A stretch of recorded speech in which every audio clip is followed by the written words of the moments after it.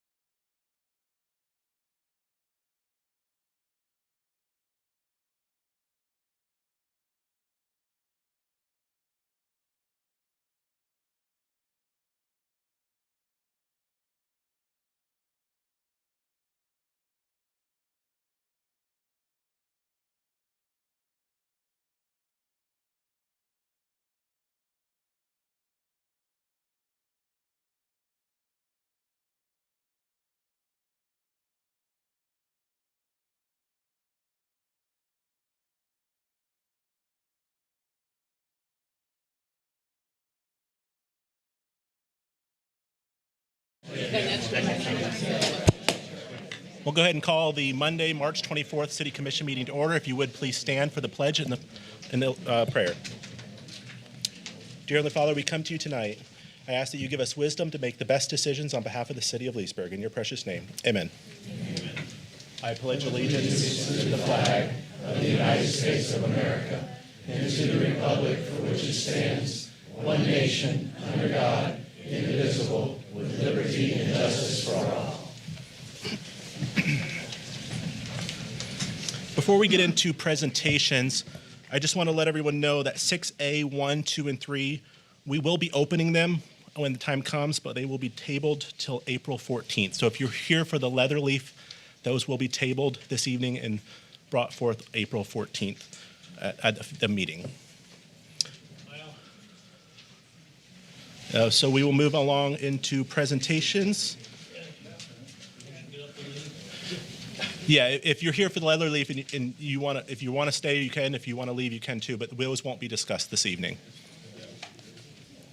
Alan, yes, Commissioner. Since it's being pulled, Is there a problem with the mic? Because I'm speaking loud. It's on. So, Leatherleaf 6A 1, 2, and 3 will be pulled tonight, and they're being tabled till April 14th. So I know, Commissioner Connell, you have something? I was going to say, even though we're pulling it, since it's not on the agenda but being pulled, I would like anyone here would still like to speak about it, still be allowed to speak about it under public comment. They have that right under public comments. Okay. Yes, sir. Okay. Yes, So I just sir. want everybody to know, if you're here for Leatherleaf, you can stay and speak under public comment. Yeah. So we'll move along to presentations for the Leesburg Heritage Society, Leesburg History Museum.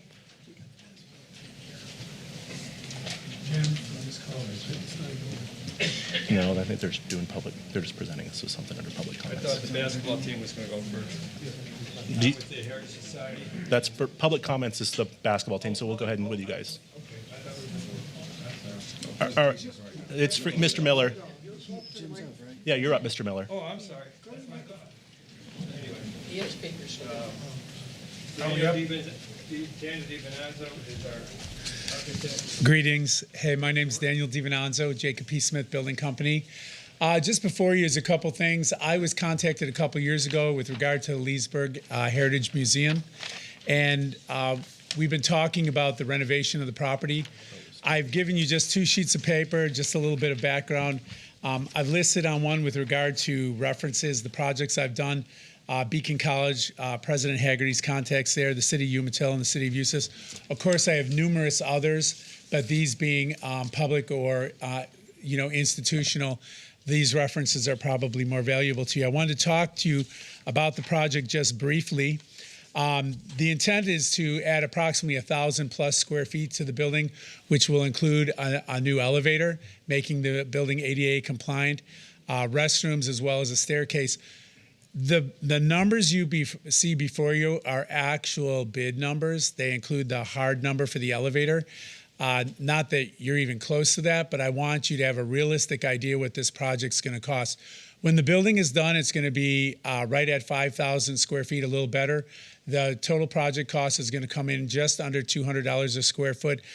Just so you can understand the scope of this project, and $200 a square foot today, if any of you are familiar with construction or have been in the construction business, considering that this is a complete renovation, what does that mean?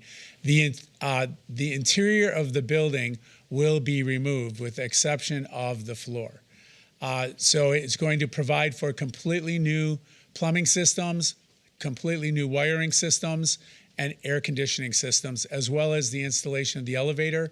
And currently the building has one second floor means of egress. It will have a second floor means of egress.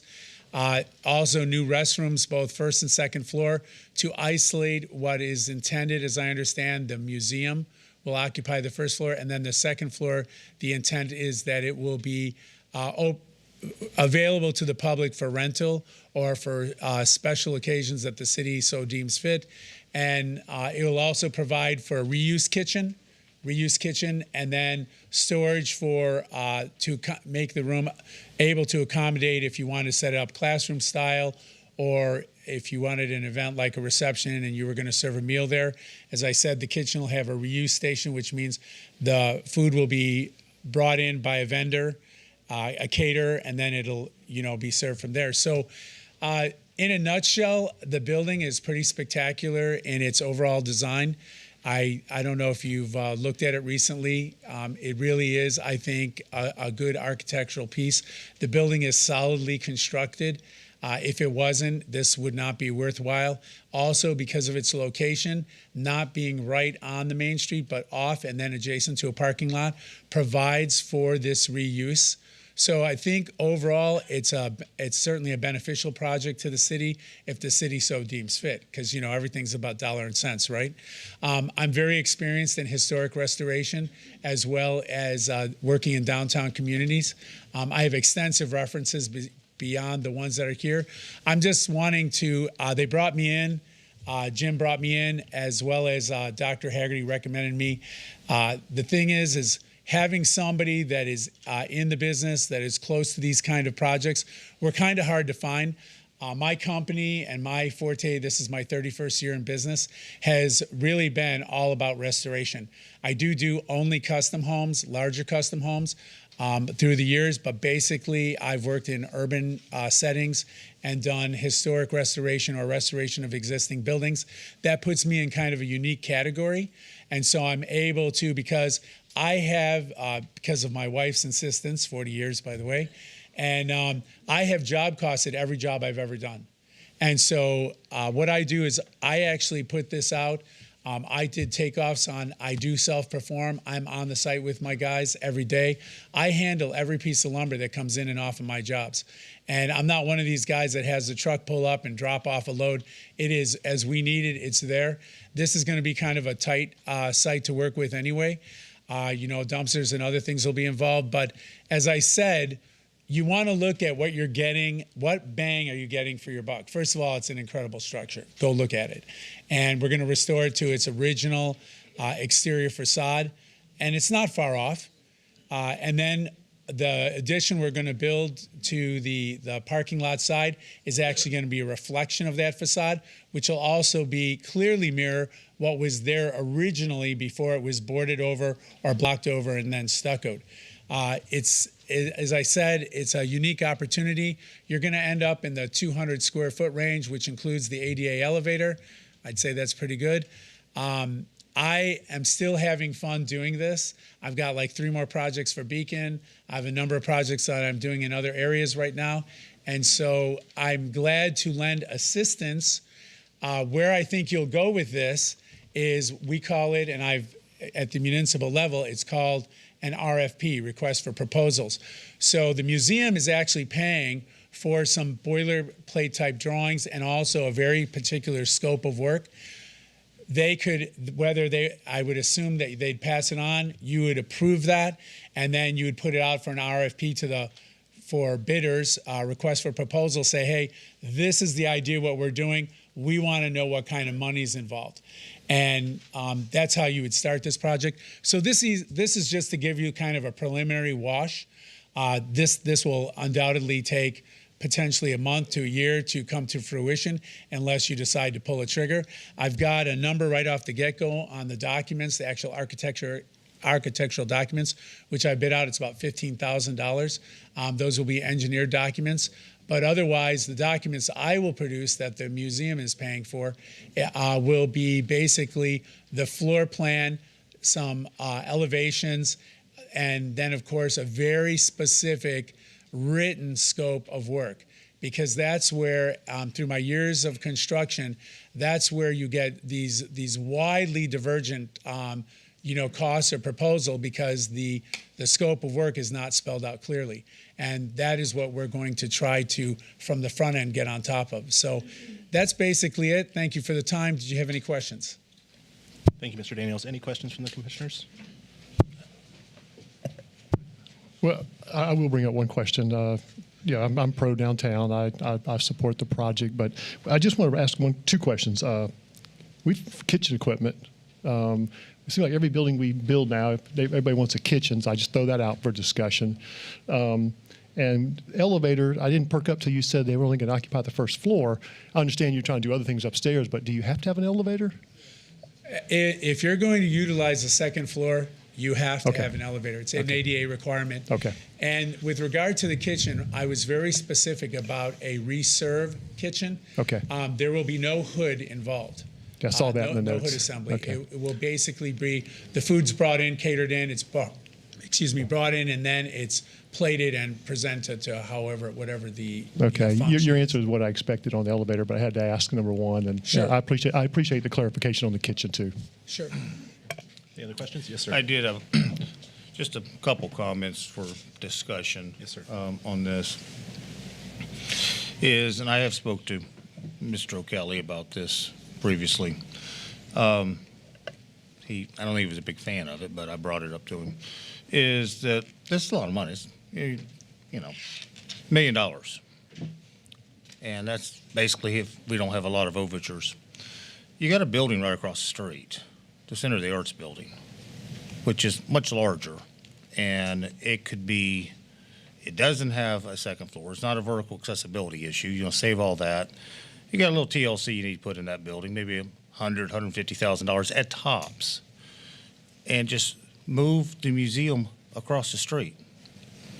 The building's already there. You'll save at least $800,000, and if you wanted to take the center of the museum and sell it, you probably could get that what you would put back in the Center of the Arts building, so they could move across the street, have a building that's probably twice the size, and what you're going to sell that, it doesn't cost the city nothing. This particular scenario, it's cost us $1 million.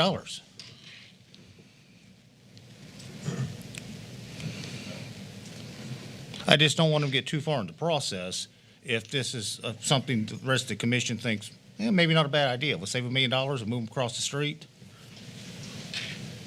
Well, we have the parking lot in design. Thank goodness we do, because it's been kicked down the curb about 3 years in a row. But that's been a focus of mine for downtown. It's been a focus of the downtown businesses for 25 years.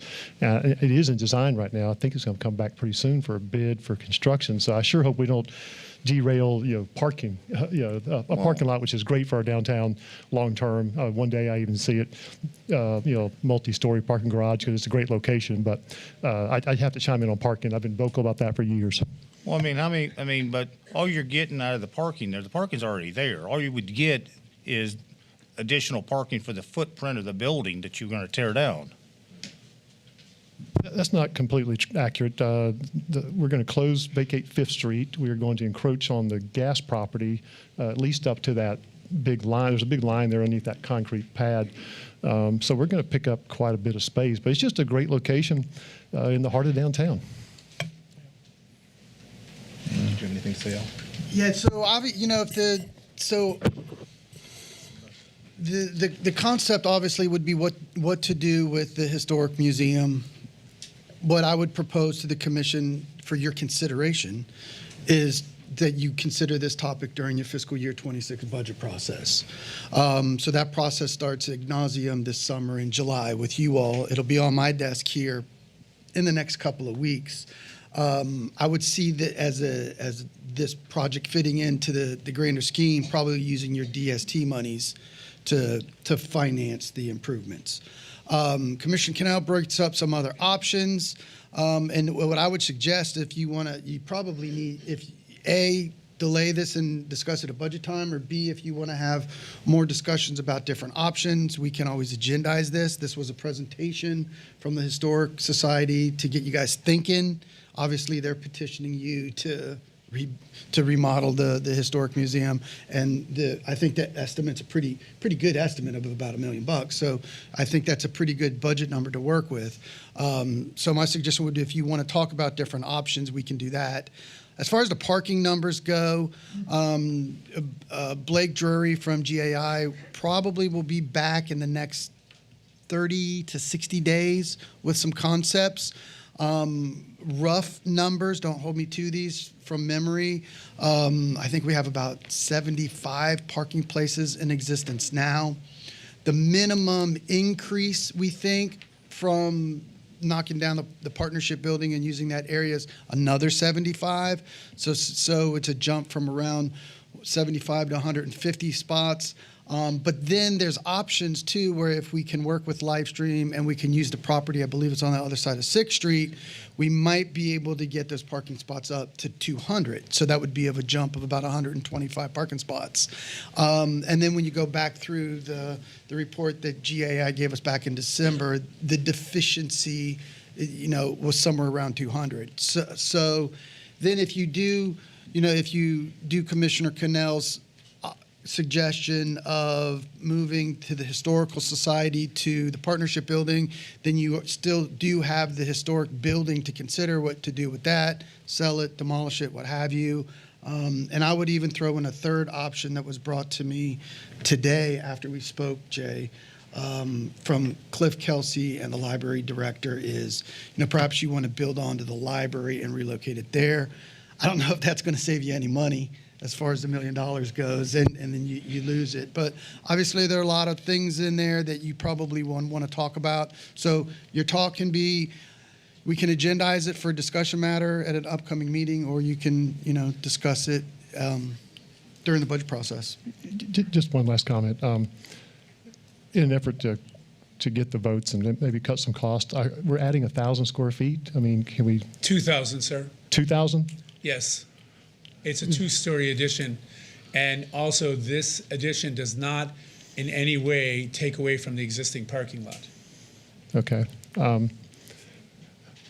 Okay. My thought was, if we're not, forget the 2,000 addition, is there a way to leverage, put the elevator in, use the upstairs? And I mean, I would think the building's large enough. I guess you're telling me it's not large enough, but I'm trying to help get this thing, across the finish line. Because of the public restroom requirement, Okay. Not that we could not redesign the entire interior of the building, but there is going to be ADA requirements for restrooms on the 1st and 2nd floor, and more than one unit, depending on the occupant load. So, and then also because it's a 2nd floor and the elevator is not considered a second means of egress, we do have to create a second means of egress because it's a commercial application. So there are just a lot of considerations, and that's why after measuring the building and evaluating it and trying to keep the space functional, it lent itself, because of the way the parking currently is and the space on that side of the building, as you face the building, the left side, it lent itself to doing a 2-story addition, which the beauty of it is now for Beacon College, I actually did build an elevator shaft and put in an elevator inside the existing building. That's a tough job to go inside. I mean, you're talking about a lot of shoring up and expenses, whereas if you can add the elevator to the outside of the building, what happens is obviously, to build a shaft, because it has to be a rated shaft, and the construction as well as the staircase. I mean, you could always put an outside staircase, but I would say that that's probably not in your best interest. Is also the look of the side of the building. The building has some strong architectural characteristics. It's clean, it's simple, it doesn't have a lot of embellishments, but at the same time, there actually is some very good style and flow there. I would say, for me personally, it would be hard to see the building torn down. For me personally, I'd be interested in buying it. I mean, I think there's definitely some value to the property, and it would be my hope that you would do a reuse. But if not, I think tearing it down might not, I know parking's valuable though, so whatever you come to a conclusion on. Well, in summary, I don't want to knock it down. All I was throwing out for discussion or ideas was just keep the cost down, help get this across the finish line, was maybe not do the addition.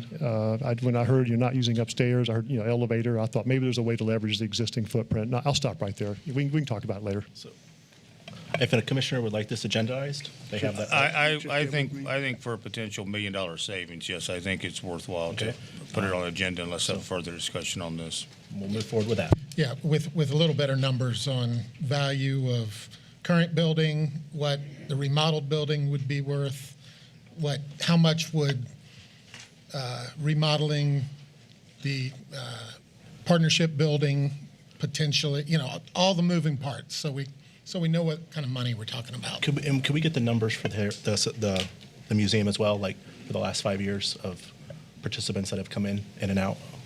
Do you track those Sure, numbers? sure. If we could get the last 5 years. We don't have to have that tonight, but Right. when we have the agenda. I'll get it. Yeah. So, thank you very much, sir. You're welcome. We're going to move to public comments. This section is reserved for members of the public to bring up matters of concern or opportunities for praise. Please note that issues raised during this time will not be discussed in detail during the current meeting. They will either be referred to the appropriate staff or scheduled for consideration at a future City Commission meeting. Each speaker is allocated 3 minutes to provide their comments. Kindly adhere to this time limit to ensure equal opportunity for all participants and support the efficient conduct of the meeting. Thank you. If you do, please state your name and address for the record. Yes, sir. Good evening. My name is Damani Nettles, 1081 Bradford Ridge, Leesburg, Florida, 34748. I am the head assistant coach of the basketball program at Leesburg High School, boys and girls, which we currently hold a record of 17-8 on the boys' side. We are district champions and we are regional champions. We made it to the Final Four. Unfortunately, we lost in 3 overtimes to Ponte Vedra. Yeah, it was a sad loss, but we stood together as a team. I am here today leading these guys on, and just want to say thank you to the whole commission board, the support you have given us financially and the support you gave us physically. So thank you, Commissioner Connell. Thank you, Commissioner Burke. Thank you, City Manager Al. Thank you, Mayor Reisman. Thank you, City Clerk. Thank you, Mike Peterson. Thank you, Commissioner Berry, and thank you, Attorney Grant. Thank you for all you've done for us. Thank you, guys. We appreciate it.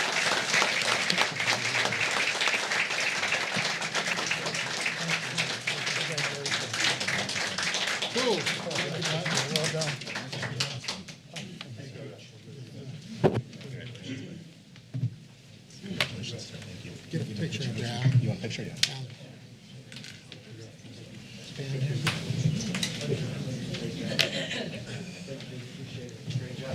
You got a camera? Who's going to take the picture?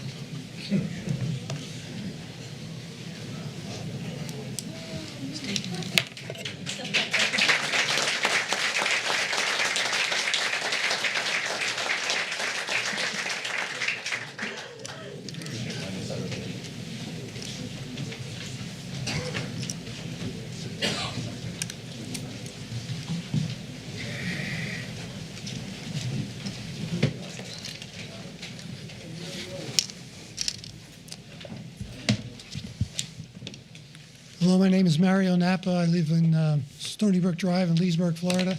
I'm going to reserve my discussion about Leatherleaf until April 14th because I'll go over 3 minutes because I want to talk about something else. I would like clarification regarding some wording that appears in all your new PODs. About a month ago, I asked Dan Miller the same question but have not received a response. And maybe this is better answered by the city attorney. Specifically, I'm seeking clarification on the sunset clause, which is in the PUD, or all the PUDs, which states that the zoning will revert to the original designation if substantial commencement has not begun. Dan indicated that this would trigger a reversion, but the term substantial commencement is unclear. Does this mean a few workers standing around the hole with shovels qualifies, or does it require more tangible progress such as installation of infrastructure, roads, or utilities? If this term is not clearly defined, the clause becomes ambiguous and potentially meaningless, and the developer can keep kicking the can down the road. So I would like to get some clarification some point? I, I know. I would direct Is you to that- Dan Miller in the back or Grant. I think that, let me give a quick answer on that. Is it 7:45? Is that the one we talked about, 7:45? The commencement date, substantial, that was section 7, maybe it was I think that was a different. 775. I think that was a different. Well, I think you know Maybe what it we're was talking about, right? I mean, it's. Yeah, we need to so, have- well, I'm going to throw this out, okay, with the caveat that I'm not an attorney, so I'll put it back to Grant. And so I do think that they're probably, and Grant and I and Dan, as well as Cliff, have talked about this a little bit.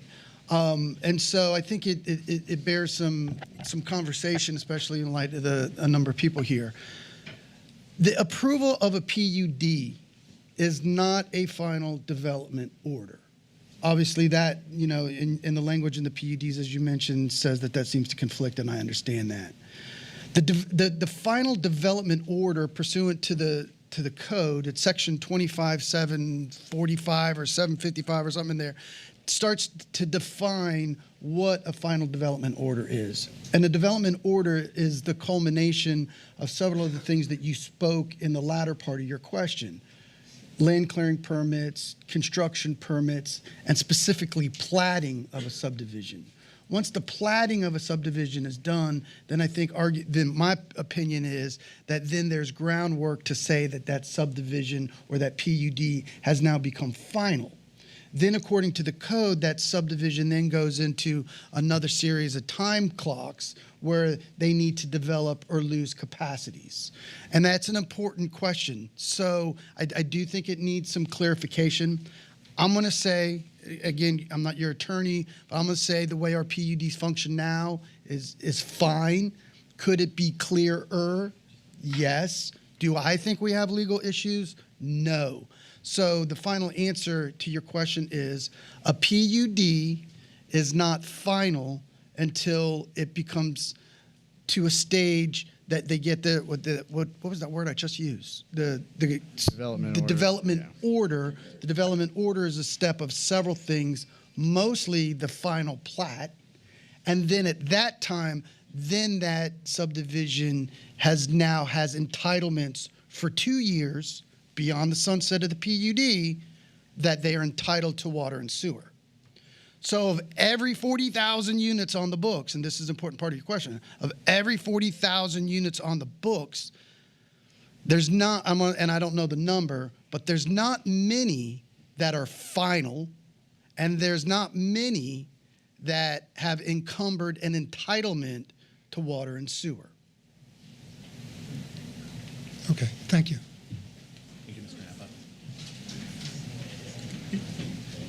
You make a good attorney, huh? That was not the practice of law, folks. That was an administrative determination. Thank you. Good afternoon. My name is Shawn Wethington. My address is 419 Hanging Place, The Villages, Florida, 32162. And I am the president of Lake Sumter and Marion County section of the National Council of Negro Women Incorporated. I was invited here by Commissioner Allison Berry to introduce our organization to the city of Leesburg. The National Council of Negro Women Incorporated is a 501c3 organization that is new to the area, but not new to the state of Florida and nationally. NCNW was founded by Dr. Mary McLeod Bethune in 1935, who was also the founder of Bethune-Cookman College, now Bethune-Cookman University, my alma mater. She was an educator, activist, and civic leader. Her legacy lives on as there are over 2 million women and men supporters, nationally and internationally, who's carrying out her mission.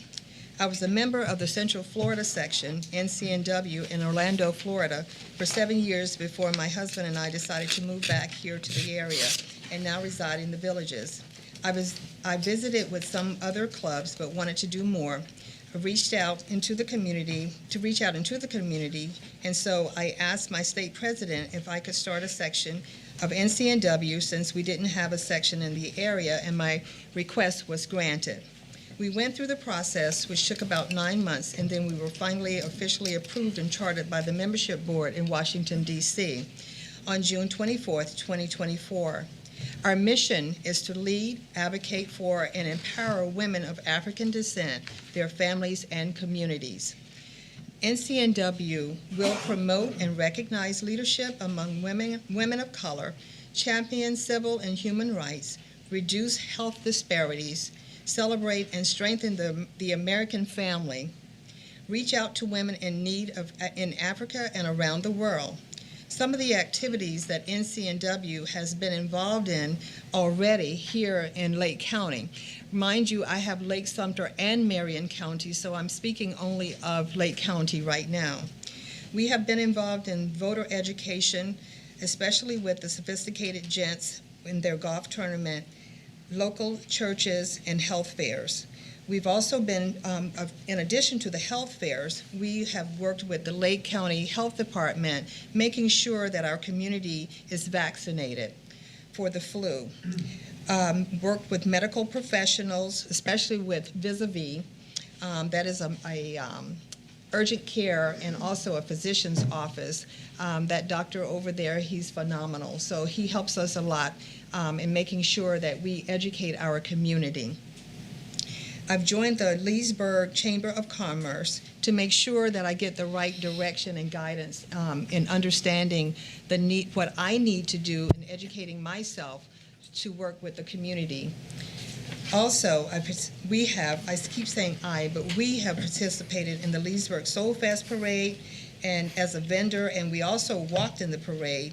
We've participated in the Eustis Heritage Parade, and I've also partnered with the KSC for Kids Head Start. That was, I think previously it was Ms. called the Wethington, Episcopal if you Head would wrap Start. it up. Yes, So ma'am. I've partnered with them because they are so sweet. I met with the manager, Diana Williams, and she explained to me how they are funded, but yet they still need assistance. So we have partnered with them. We've redone their little front yard there, the garden area, and we also take supplies over there because they really need diapers and supplies and office supplies and things like that. We participated in the Ms. Eustis Wethington. Heritage Parade. Ms. Also, Wethington, we are the 3 minutes is 3 up. minutes is Yes, up. ma'am. Okay, but I just wanted to let you know that we are here and we are willing to work with the community in any way possible that we can. Thank you. Thank you so much for having me. I've seen you out and about at the different events downtown. Yes, Thank you. Anyone else on public comments? Good evening, Commissioners. Good evening. Elise Dennison, Legacy of Leesburg. I just have a few comments about the growth that's going on in Leesburg right now. And quite frankly, it's starting to look like the Commission is doing a disservice to the people that live in Leesburg. You do know that you do not have to accept every single annexation that comes into Leesburg. They're not coming into Leesburg because they want to. They're coming into Leesburg because they can put more houses on those properties than the county will allow them. Yet what's happening? The roads are starting to get dangerous, and I don't mean crowded, I mean dangerous. The police situation right now in Leesburg, pick up a newspaper from the Daily Record, and one day this weekend there were over 30 shootings, stabbings, drug issues, and then forget the car accidents. They're constant. But what's being done with that? It seems to be we're on our own. It takes 45 minutes to get from Legacy to downtown Leesburg, and that's a tad ridiculous. It really is. So you're going to accept all these buildings and whatnot. You're increasing from 25 to 35 to 50,000 people very shortly. Again, what about the roads? If those houses aren't all 55 plus, you're going to have people coming down here with kids. You're going to have people coming down here expecting to find jobs. Whatever happened to our business development person that we brought in from Branson and was actually bringing businesses into Leesburg? I don't see that happening anymore at all. So the people would have to drive to Orlando, Ocala, or whatnot. And, oh, by the way, they would be using our roads to get to those jobs. That's more traffic. I just wish that you would think about what you're doing and what the problems that are going to come from this. There's going to be more schools having to be built. There's going to be more policemen. there's going to be some negative things happening to Leesburg. And right now, it's not looking too good to me. So please consider what you're doing with building all these homes. It's too much. And yes, I know when I was the mayor, I approved some of the homes. But we at least thought about the situation with the water. We worked on the roads. We increased our police department. We made sure that there were enough classrooms for the kids coming down. So please just think of what you're doing. I appreciate it. Thank you. Ms. Dennison.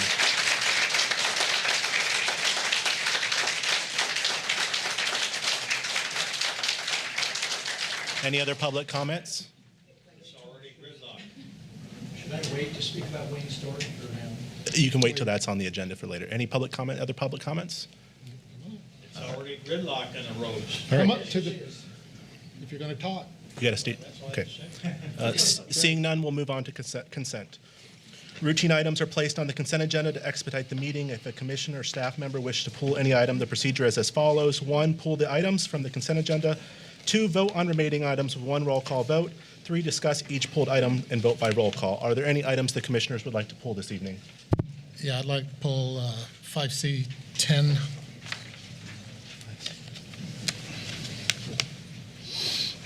Any other items this evening? I'll pull 5C 8 and 5C 9. And if there's no other items, could I get a motion to approve all the remaining items? So moved.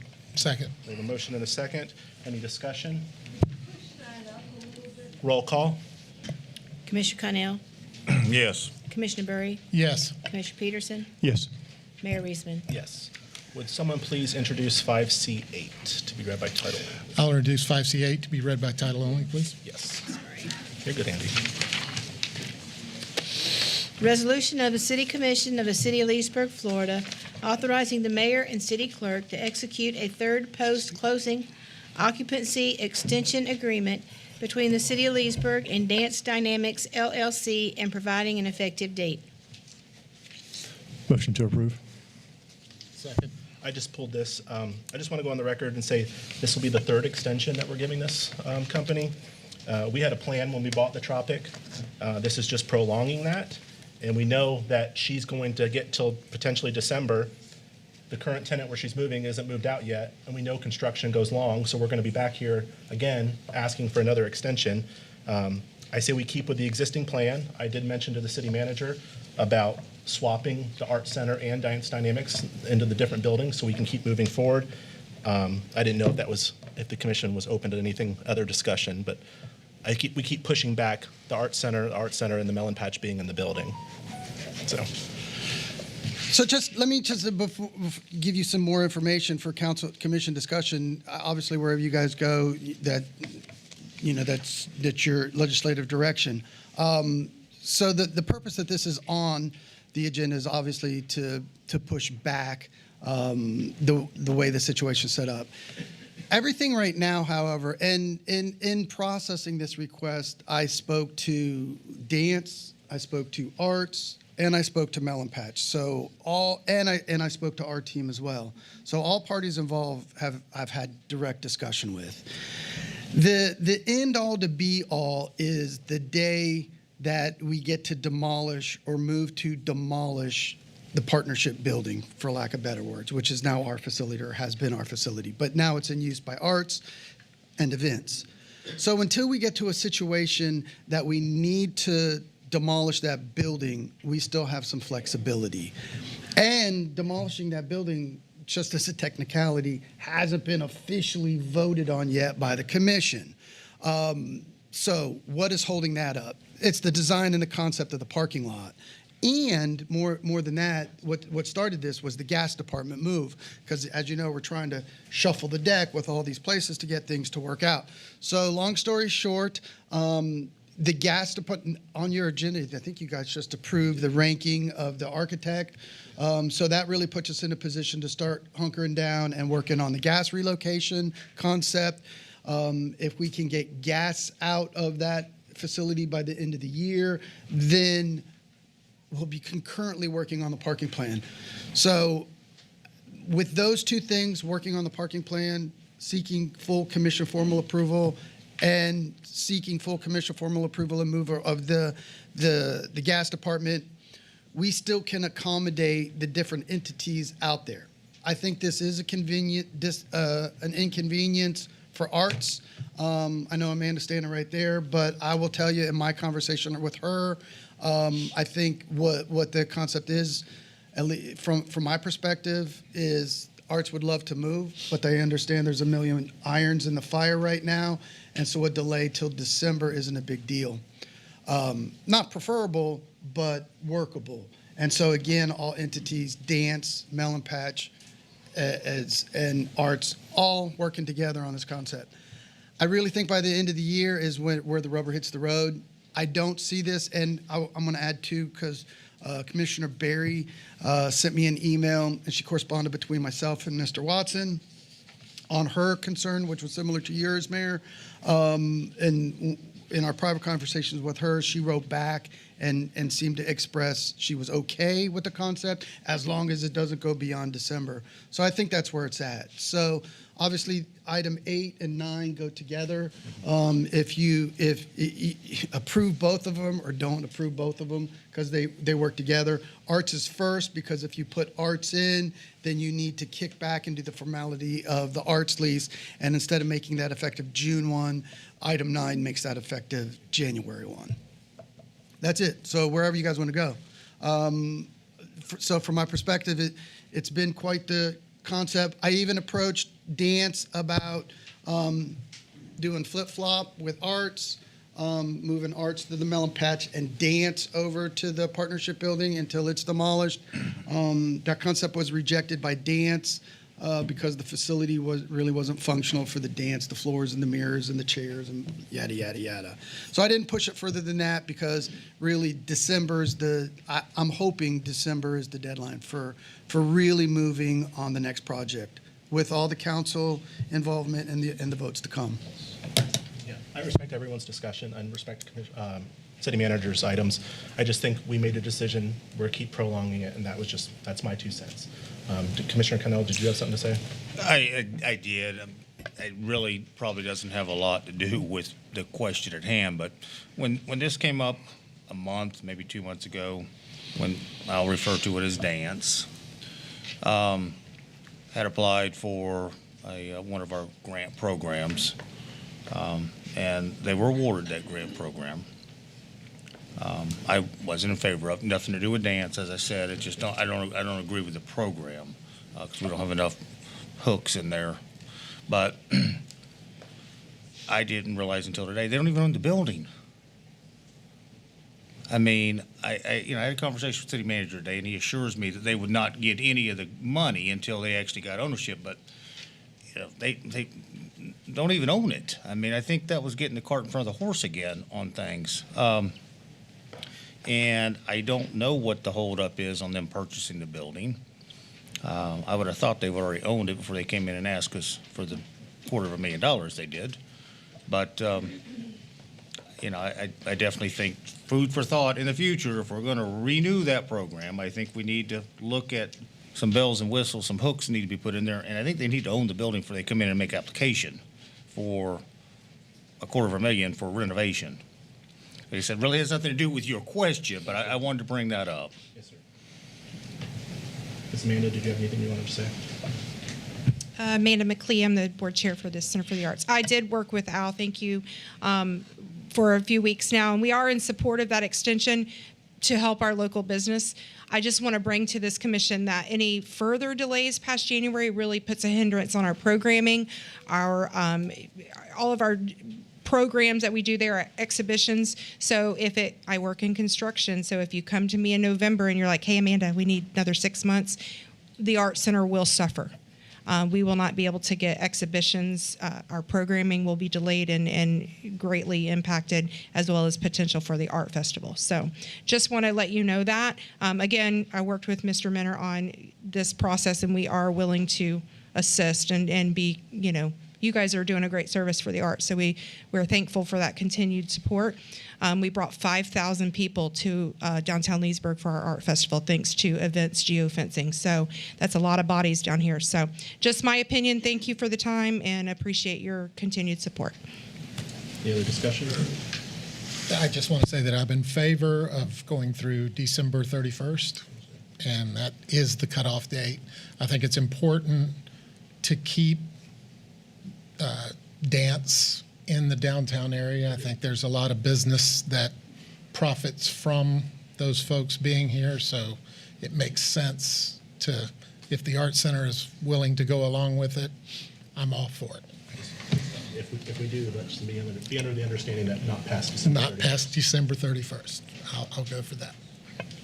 Any other further discussion? I agree with Commissioner Burry, and I thank Amanda for her flexibility. Roll call.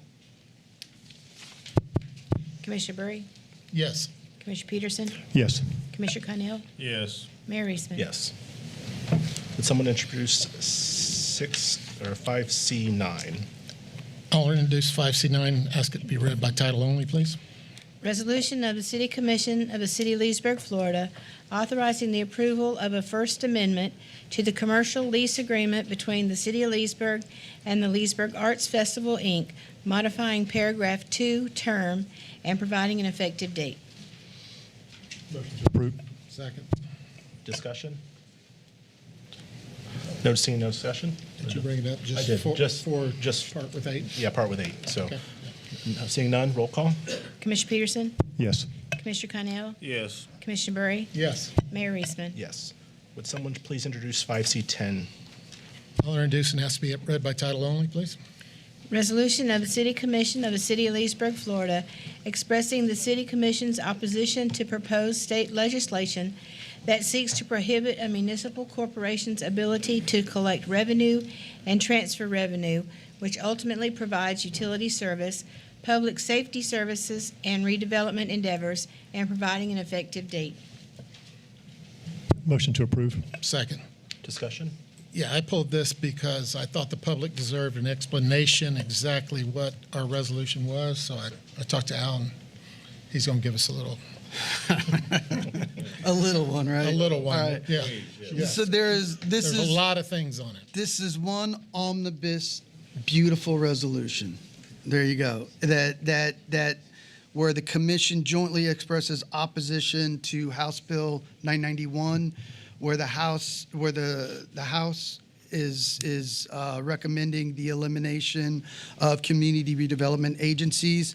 That would make all community development agencies in the state sunset October 1, 2025, this fiscal year.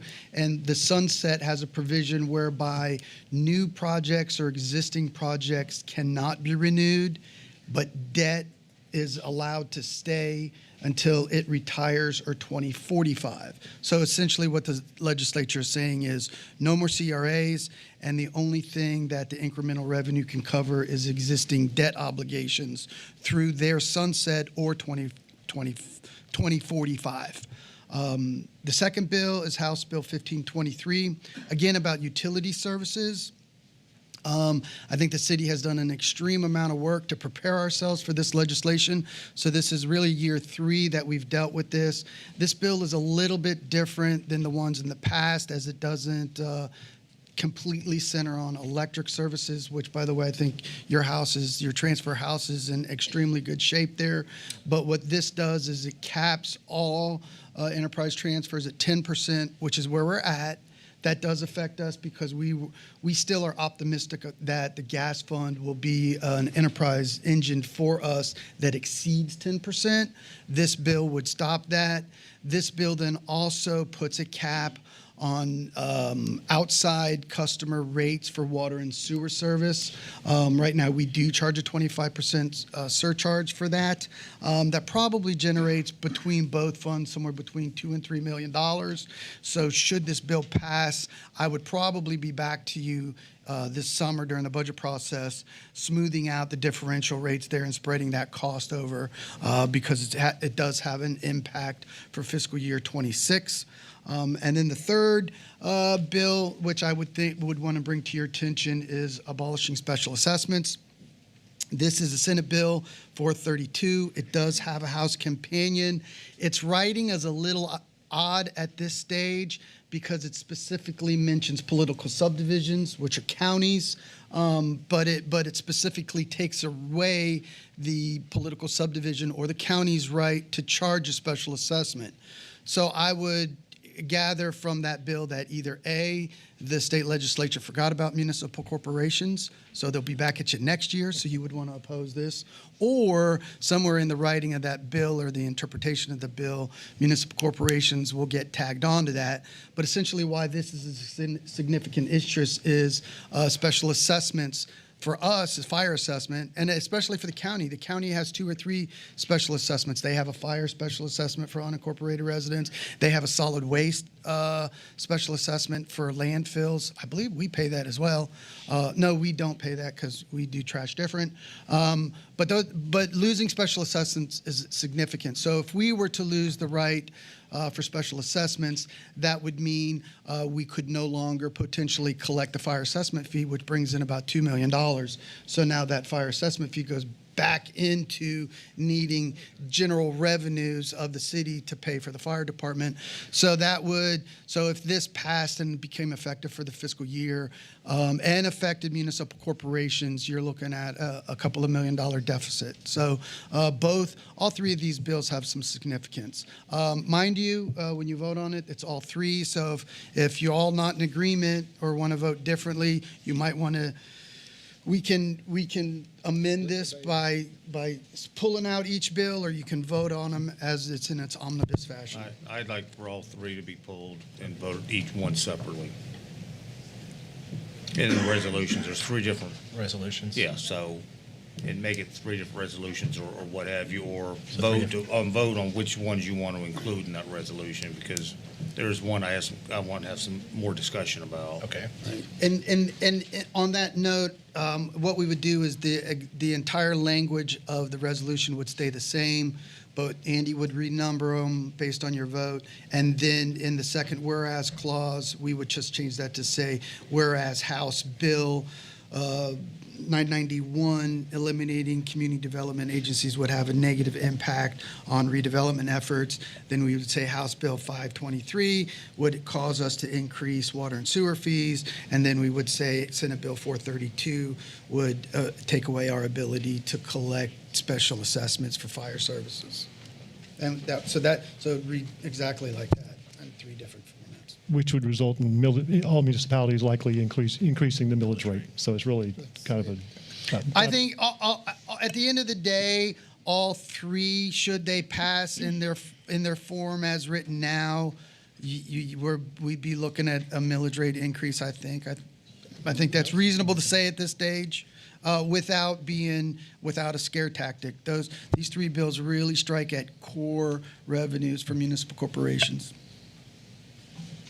So on Commissioner Cannell's request, so would we like to make a vote on House Bill 991, Senate Bill 1242, elimination of community development agencies?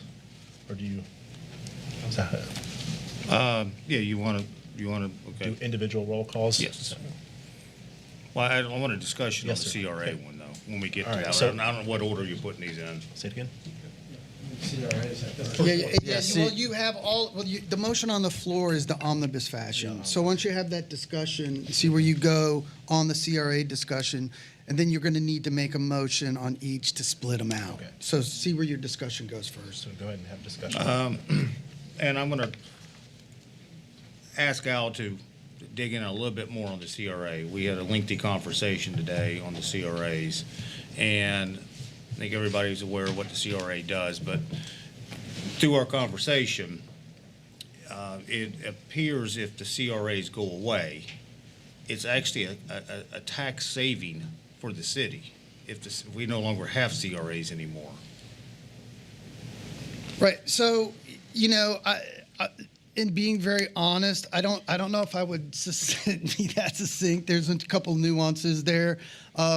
But as your city manager, and I think I probably am one of the few city managers who will say that CRAs are complex and have a two-edged sword.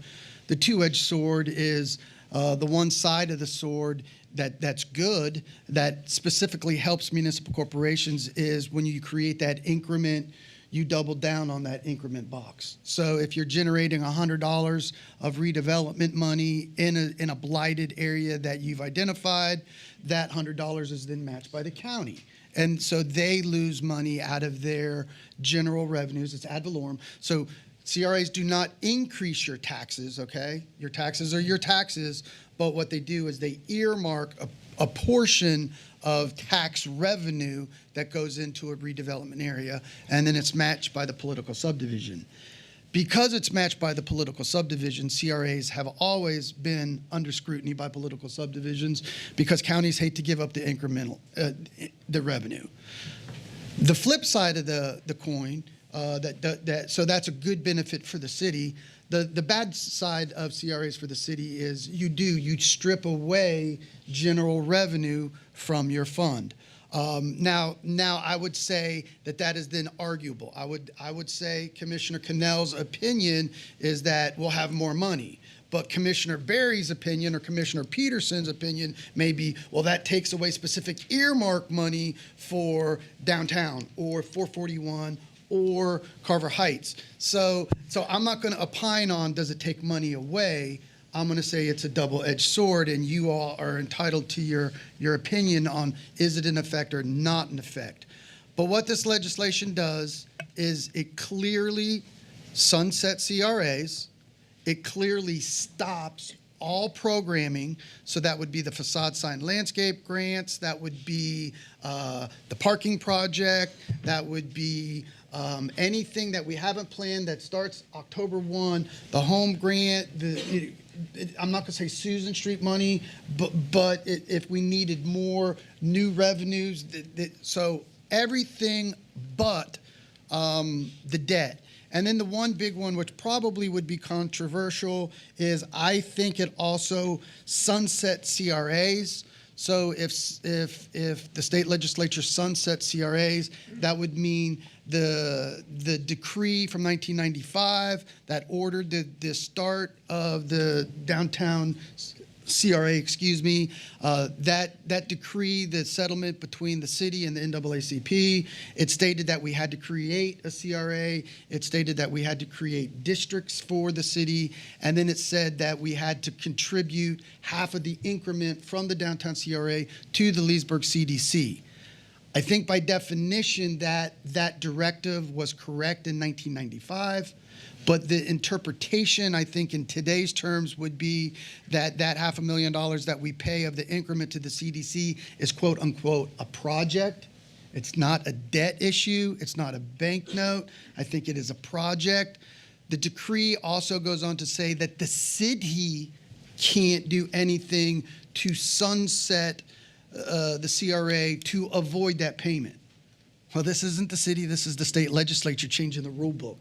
So whether that's arguable or not, perhaps it is. I don't think that's your fight. Me and Grant Grant and I have to probably talk a little bit more about this. We've talked about it on a cursory basis, and I think we share the same opinion that the CDC payment is a project, not a debt issue.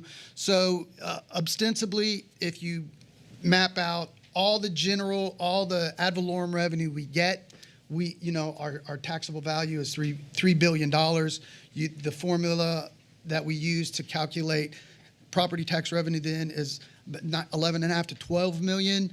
Of that, 2.5 to 3 million is then cut away, and then we divide that up into the three CRA boxes, and then we're left with about 9.5 million. So that's where Commissioner Cannell says, oh, well, we'll get that savings. I won't disagree. So that's money that would go back into the CRA or to the general fund to spend where you deem it necessary. But I'll tell you, if the special assessment bill happens, and you're not going to have extra money, so if you net out $1 million, you're already going in the hole $2 million. So you're already $1 million in the hole. So anyway you shake it, I'm not going to say these are bad bills. I'm going to say they're bad bills. And they do affect how we operate, which will cause us to look at taxes, look at other revenue sources, and probably increase user fees effective October 1, specifically for water and sewer. Am I correct that really, that at the end of the day, the net effect is we lose the 50% to the county? Is that, Right. that to me, that's the big, that's where we Yes. get hurt right there. Okay. So we have. Yeah, one other thing just to point out is it's another attempt also to just tell us what, this is taking something away from the city's ability to function the way we see fit. And I see a lot of these things, we've talked about it for the past 4 years, that are slowly eroding our ability to make decisions. And I don't think it's a good idea.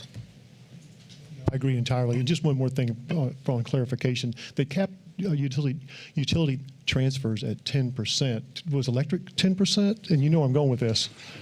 I was trying not to get all okay, talky on you, okay. Commissioner. But- I'll just say the electric transfer is 3% right now, and it represents a 6% franchise fee. So we're in really super good shape on the electric transfer. And we voted to cap transfers at 6%. That's where I'm trying to go with all this too. In the charter, that's correct. In the charter, okay. But they're allowing 10. But we don't do it because we have to be competitive with all the big boys. This bill says yes, 10%.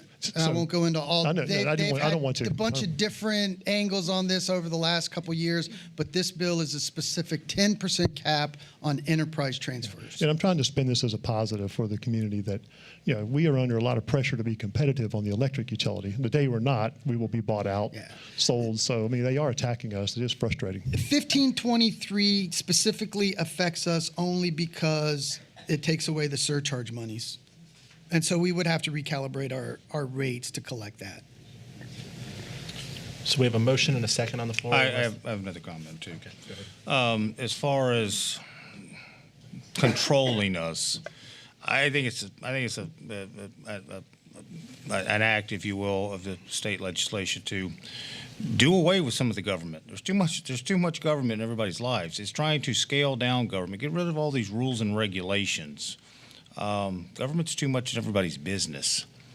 So I think some of these bills that are out there are good things. Get rid of all this stuff. A lot of this stuff's out of control with the rules and regulations and everybody's citizens' daily business. As far as the CRA goes, just make sure I'm correct on what you're saying, Al, is if the CRAs go away, potentially we can get out from underneath this decree and not have to pay the $500,000 every year for life. Potentially. Okay. To me, that's definitely something to think about. You're saving you $500,000 a year, and then the money you don't have going to CRA, we can spend it any way we want to in the city. It's not earmarked just for that particular area. I think it's a win-win to do away with CRAs. Any more discussion?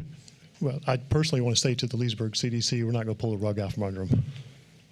So we have a motion and a second on the floor. We can get an amendment to that motion if someone so chooses, or we can have What's the motion to approve it as is. on the CRA? The agenda item as is, 5C10. For all of them? Yes, sir. Correct. Okay. Well, then, if you don't want to do them individually, This is where you would make a motion. I think we ought to vote on them individually. I make a motion that we vote on the three individually under this resolution under 5C10. So we have a motion. Do we have a second? I'll second it. So we have a motion and a second. So we'll go to individual roll call. Or we? This is the vote on whether you break it down. Yeah, this is the vote to break it down. So roll call individually. And just to have 3 votes. 1 second, chief. Give Andy a few minutes. Commissioner Connell, Yes. Commissioner Burry, Yes. Commissioner Peterson, Yes. Mayor Reisman. Yes. All right. So if we can get a motion to approve House Bill 991, Senate Bill 1242. Yeah, and just for the Just give a record, little- the resolution would read the same, but this would be a motion to approve a resolution as provided in the packet that's in opposition to House Bill 991, and Senate Bill 1242, elimination of community development agencies. That's the first motion. So motion to approve. Second. We have a motion and a second. Any discussion? Roll call on that. Commissioner Burry, Yes. Commissioner Peterson, Yes. Commissioner Connell, No. Mayor Reisman. Yes. Can someone get a motion to approve our House Bill 1523, Utility Services Enterprise Transfer Bill? So moved. Second. We have a motion and a second. Discussion? Seeing none, roll call. Commissioner Peterson, Yes. Commissioner Connell, Yes. Commissioner Burry, Yes. Mayor Reisman. Yes. Can I get a motion for Senate Bill 432, abolishing special assessments? So moved. Second. Motion and a second. Any discussion? Seeing none, roll call. Commissioner Connell, Yes. excuse me, Commissioner Burry, Yes. Commissioner Peterson, Yes. Mayor Reisman. Yes. Thank you. Hey, and just with that, not to, what I'll end up doing, just to make it easier for everybody, is I think we probably should put in the vote count on that. So on bills, House Bill 1523 and Senate Bill 432, I'll keep that as the same form, so that's one resolution. And then on the CRA one, I'll break that out into a different one and put in the vote count of 3-1. That way, commissioners, no vote is seen by the legislative delegation. Okay. Is that okay with everybody? Good with that? Yeah. Okay. We're going to move along to 6A, second readings. I will pass this along to our city attorney to swear in anyone that will be speaking tonight. Sir, thank you, Mr. Mayor. If anybody here is present tonight to speak on second reading item 6A6, which is the Silver Springs rezoning, or 6A9, which is the Wayne Storage rezoning, or first reading item 6B4, which is the Two Boats investment rezoning. If you would, please stand and raise your right hand so we can get you all sworn in.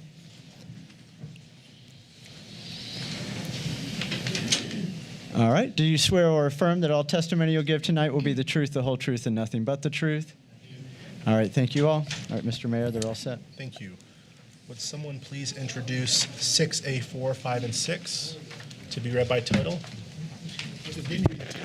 Yeah, we need to. Oh, yeah, you're right. Yeah. Would someone please introduce 6? Yeah, you read Yeah, 6A1. one at a time. And just as a reminder, we'll need to state the time, date, and location when we continue this. Would someone please introduce 6A1? Introduced and asked to be read by title only.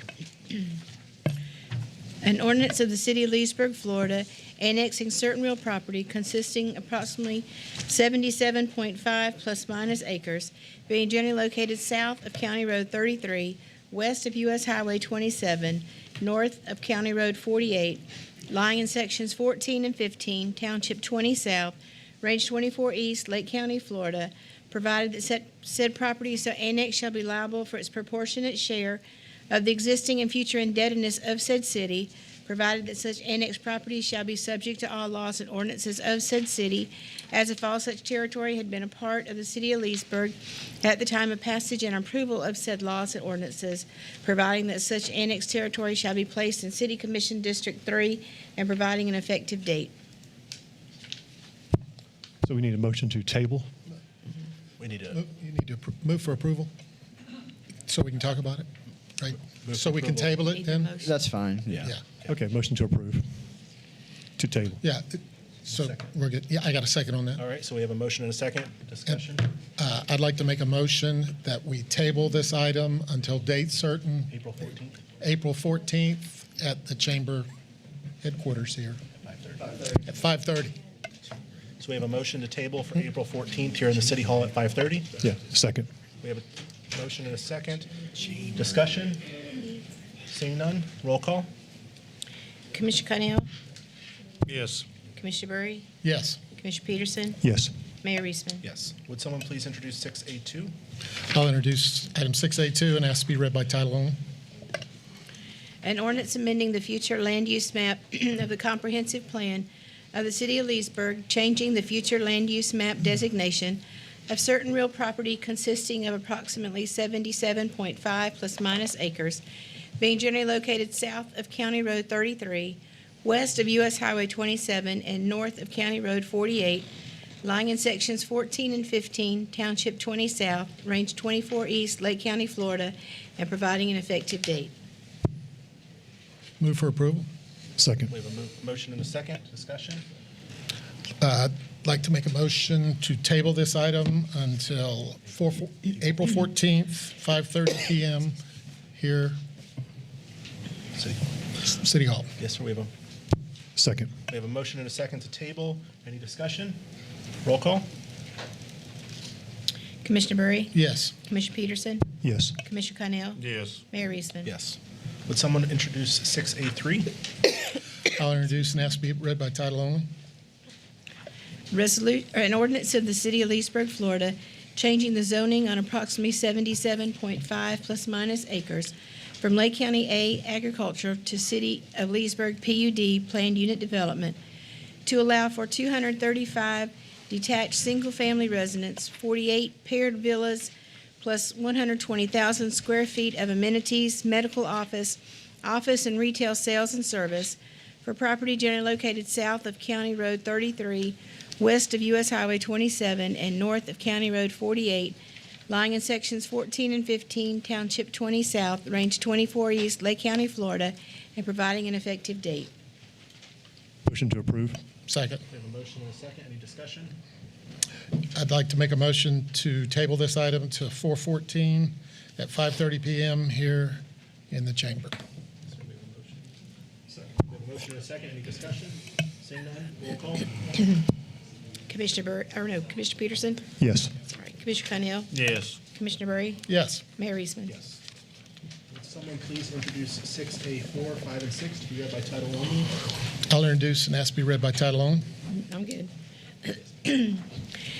An ordinance of the City of Leesburg, Florida, annexing certain real property consisting of approximately 337.15 plus minus acres, being generally located west of Number 2 Road and north of Busby Road, lying in Section 19 and 30, Township 25 South, Range 20 East, Lake County, Florida, providing that said property so annexed shall be liable for its proportionate share of the existing and future indebtedness of said city, providing that such annexed property shall be subject to all laws and ordinances of said city, as if all such territory had been a part of the City of Leesburg at the time of passage and approval of said laws and ordinances, provided that such annexed territory shall be placed in City Commission District 3, and providing an effective date.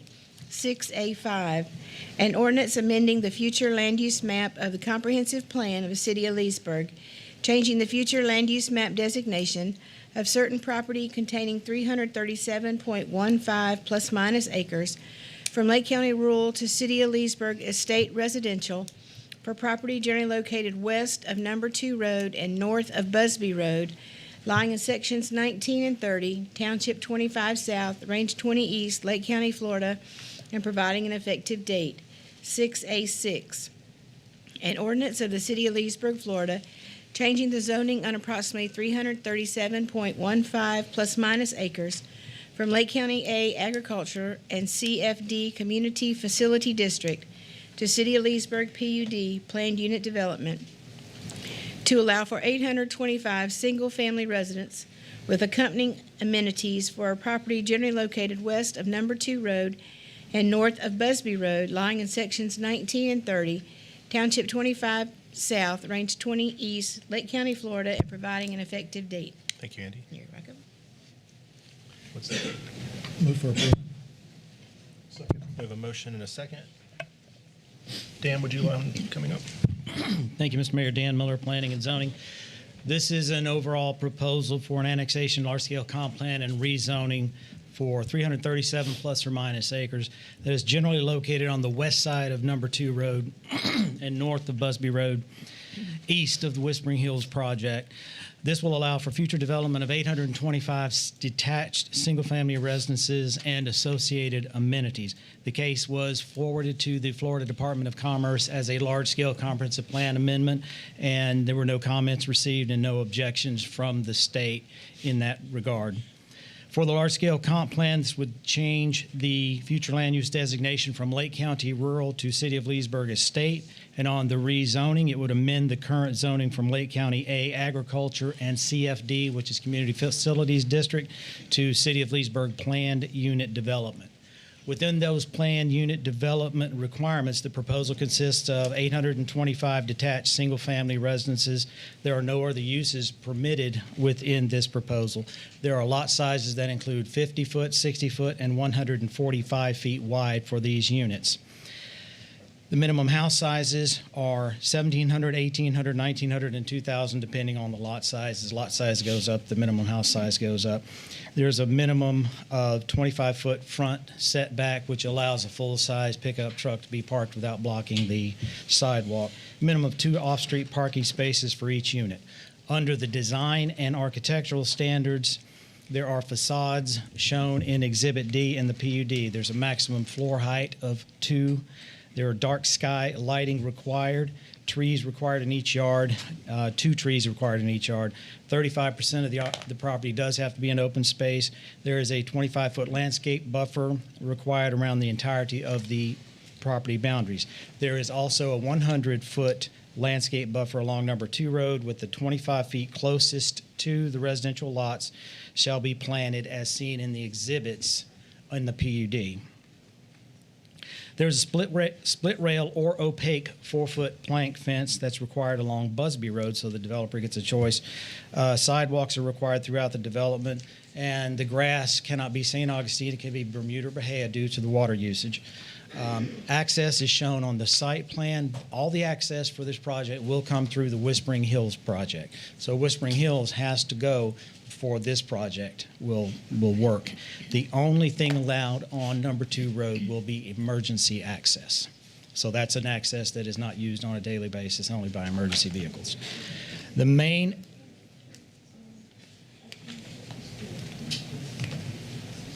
access points are required to be a boulevard-type roadway, which has landscape median of at least 8 feet in width and enough lane area to allow emergency vehicles to maneuver. There will be signage in the decorative entry features, 5 feet in height, which can be stucco, brick, concrete, anything like that.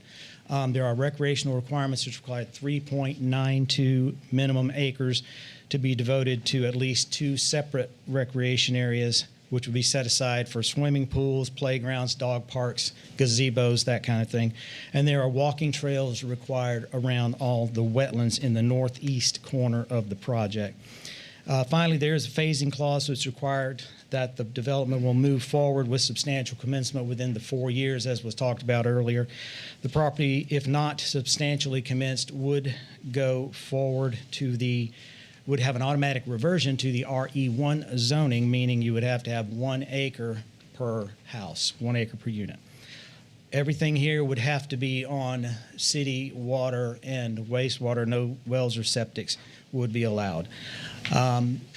We do have Ms. Tara Tedrow of the Lowndes, Dostrick, Cantor, Doster, and Reed firm in Orlando here to represent the case tonight and answer any additional questions you may have. Thank you, Mr. Mayor. Any questions for Dan regarding this? I have a couple. Yes, sir. Dan, you mentioned the present zoning is ag. So if it were to be developed in the county without them going to the county for any type of rezoning, the county would allow 1 unit per 5 acres. Yes, sir. So basically 67 units. Yes, sir. 68 Whatever plus or minus. the acreage amounts I to. mean, even if they went to the county and asked for a rezoning from their ag, the county at best would give them a 1-to-1 ratio with a 50% open space. I couldn't say that. Well, I mean, The county could give them whatever they wanted to. Well, I according couldn't- to the information I'm getting from Okay. the county, that's the best they would give them. Okay. If they wanted a rezoning from their ag at 1 to 5 at best, if it's considered meets their criteria, at best they give them a 1-to-1 with a 50% open space on it. So instead of one unit to 5 acres, based on their present zoning, they're asking for 2.44 units an acre. So instead of 67 units, they're asking for 825 units. Approximately, just refresh my memory, Dan. I mean, how many residential lots do we presently been approved in the city that haven't been developed yet that we're sitting on? We have a lot. It's over 30,000. Over 30,000. And so do we really need another 825? I mean, you've got enough lots based on our current growth the next 50 years. I don't know we need to keep annexing this property in. The traffic is absolutely horrible trying to drive through town. Now, you can make the argument this is going all on 27. Well, where's 27 going? Right through the middle of town. So, yeah, it may help 48 out, but it's not doing anything for the traffic through the town. I just don't think we need any more annexations of residential property right now. And I'm not beating you up. I know. I I'm just making understand a your case. position. Yes, sir. Okay, that's just the only thing I wanted to say. Any other comments from the commissioners? I think we all saw the presentation and first reading. Are you guys wanting to see? Yeah, I don't need to see it again. Anyone? Okay. We'll pass on the presentation. Any public comments on this item? If you would, state your name and address for the record, and you have 3 minutes. My name is Mario Napa. I live on Stony Brook Drive in Leesburg, Florida. First of all, I'd like to commend the developer for meeting with the neighboring residents who were concerned with access to number 2 road, and they withdrew that from their application. However, this development essentially increases the size of Whispering Hills by 28% and can still increase the traffic on number 2 road.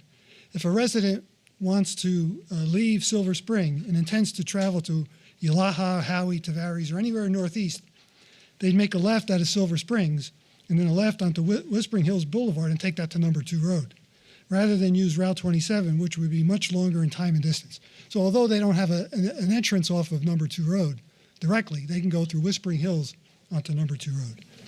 In 2022, County Commissioner Sean Parks sent a letter to then Leesburg Mayor John Christian expressing concerns about the annexation of Whispering Hills and the contiguous Hodges Reserve development. The letter said that the roadway network bordering the properties, excluding Route 27, are rural, 2-lane highways that cannot reasonably accommodate the anticipated traffic to be generated by developments of this size and nature. The funding sources available for construction of new collector roads and maintenance of existing roads is insufficient to address all the needs in the county-owned road network. And yet the City Commission approved it anyway. The Turnpike, there are 3 factors which are affecting the funds for new roads and improvements. The Turnpike expansion, which is mandated by Tallahassee to increase commerce in the state, is draining the road construction and maintenance budget.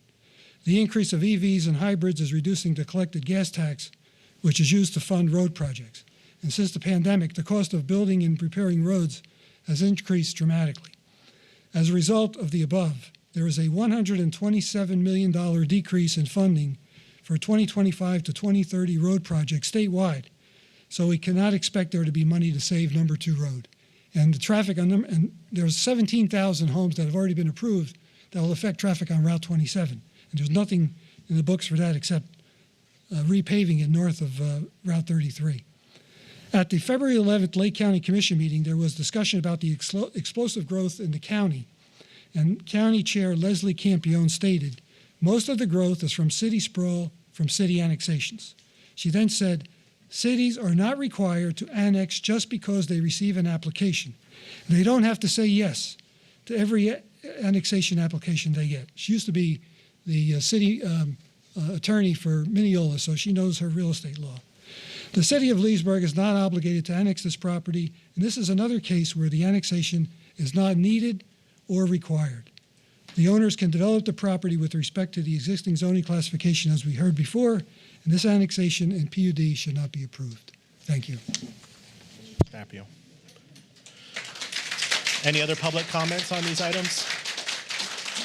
Would the developer like to say anything in rebuttal? Yes. Yeah, no one else raised their hand to speak, so. Good evening, Tara Tedrow, Lowndes Law, 215 North Eola Drive, Orlando, Florida. I appreciate the comment that we received from the public. We did have 2 community meetings where we met with residents. If you remember from our January 27th first reading, we did a presentation where we described some of those significant plan changes. One of the major changes that we made, which put a risk for the developer that we are beholden either to the timing of an adjacent project or we would pay the cost to extend roads through an adjacent project if they weren't already built, had to do with removing access to number 2 road. If this project is developed today in Lake County, it is not all agriculturally zoned. In fact, a majority of the project site has county CFD zoning on it. CFD zoning and is compatible with the existing future land use, which means development could go pull permits today and have legal access onto number 2 road for a range of uses. In fact, there are 268 acres that are CFD zoning that could have everything from assisted living facilities, community residential homes, daycares, dorms, family residential homes, schools, nursing homes, professional offices. The ISR allowable on the property could put up to 4 million square feet of professional office on this property, and again, all access onto number 2 road. We have taken number 2 road out of consideration. So our project comes in at a density that is comparable. So from a consistency and compatibility standpoint, entirely consistent and compatible with the developments that are around us that have been approved. We have access that would go through Whispering Hills. The conditions in the PUD specifically note Watson and Busby are emergency access only. No access can be to number 2. We are happy, and I know staff would agree, that as part of that PUD, any type of development program that we propose would have to prove that access from our site is not going to number 2 road. And that number 2 road access is in fact not an open access point from Whispering Hills either. So it is not as if we would route our cars through Whispering Hills to get them out to number 2 road. That's also a gated entry access. That's also emergency access. So there really isn't the ability for us to use the access that way. I did Whispering Hills, so I'm familiar with the site plan. So no, there's no way for us to get access onto number 2 road. I do appreciate the comment though, because I'm glad to have the opportunity to clarify that Whispering Hills is not a workaround to get through there. The annexation is compliant with Florida statutory law, Chapter 171. It's also compliant with your interlocal service boundary agreement that you have with the county. One of the problems is that you cannot develop your property without utilities. And so we have to annex for the provision of utilities in accordance with the terms of an agreement that's been promulgated with the county.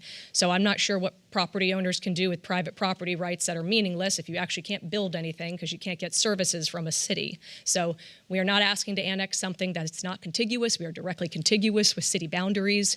We are kind of an enclave right now amongst city boundaries all around us. And so for the provision of those utilities and to develop within the city in accordance with city standards that will be subject to this PUD, that's what we have before you today. It has undergone your professional staff review. Your professional staff has found this to be consistent and compliant with your land development regulations and your comprehensive plan. In addition, it has undergone review by your planning commission, who also gave a recommendation for approval after their review.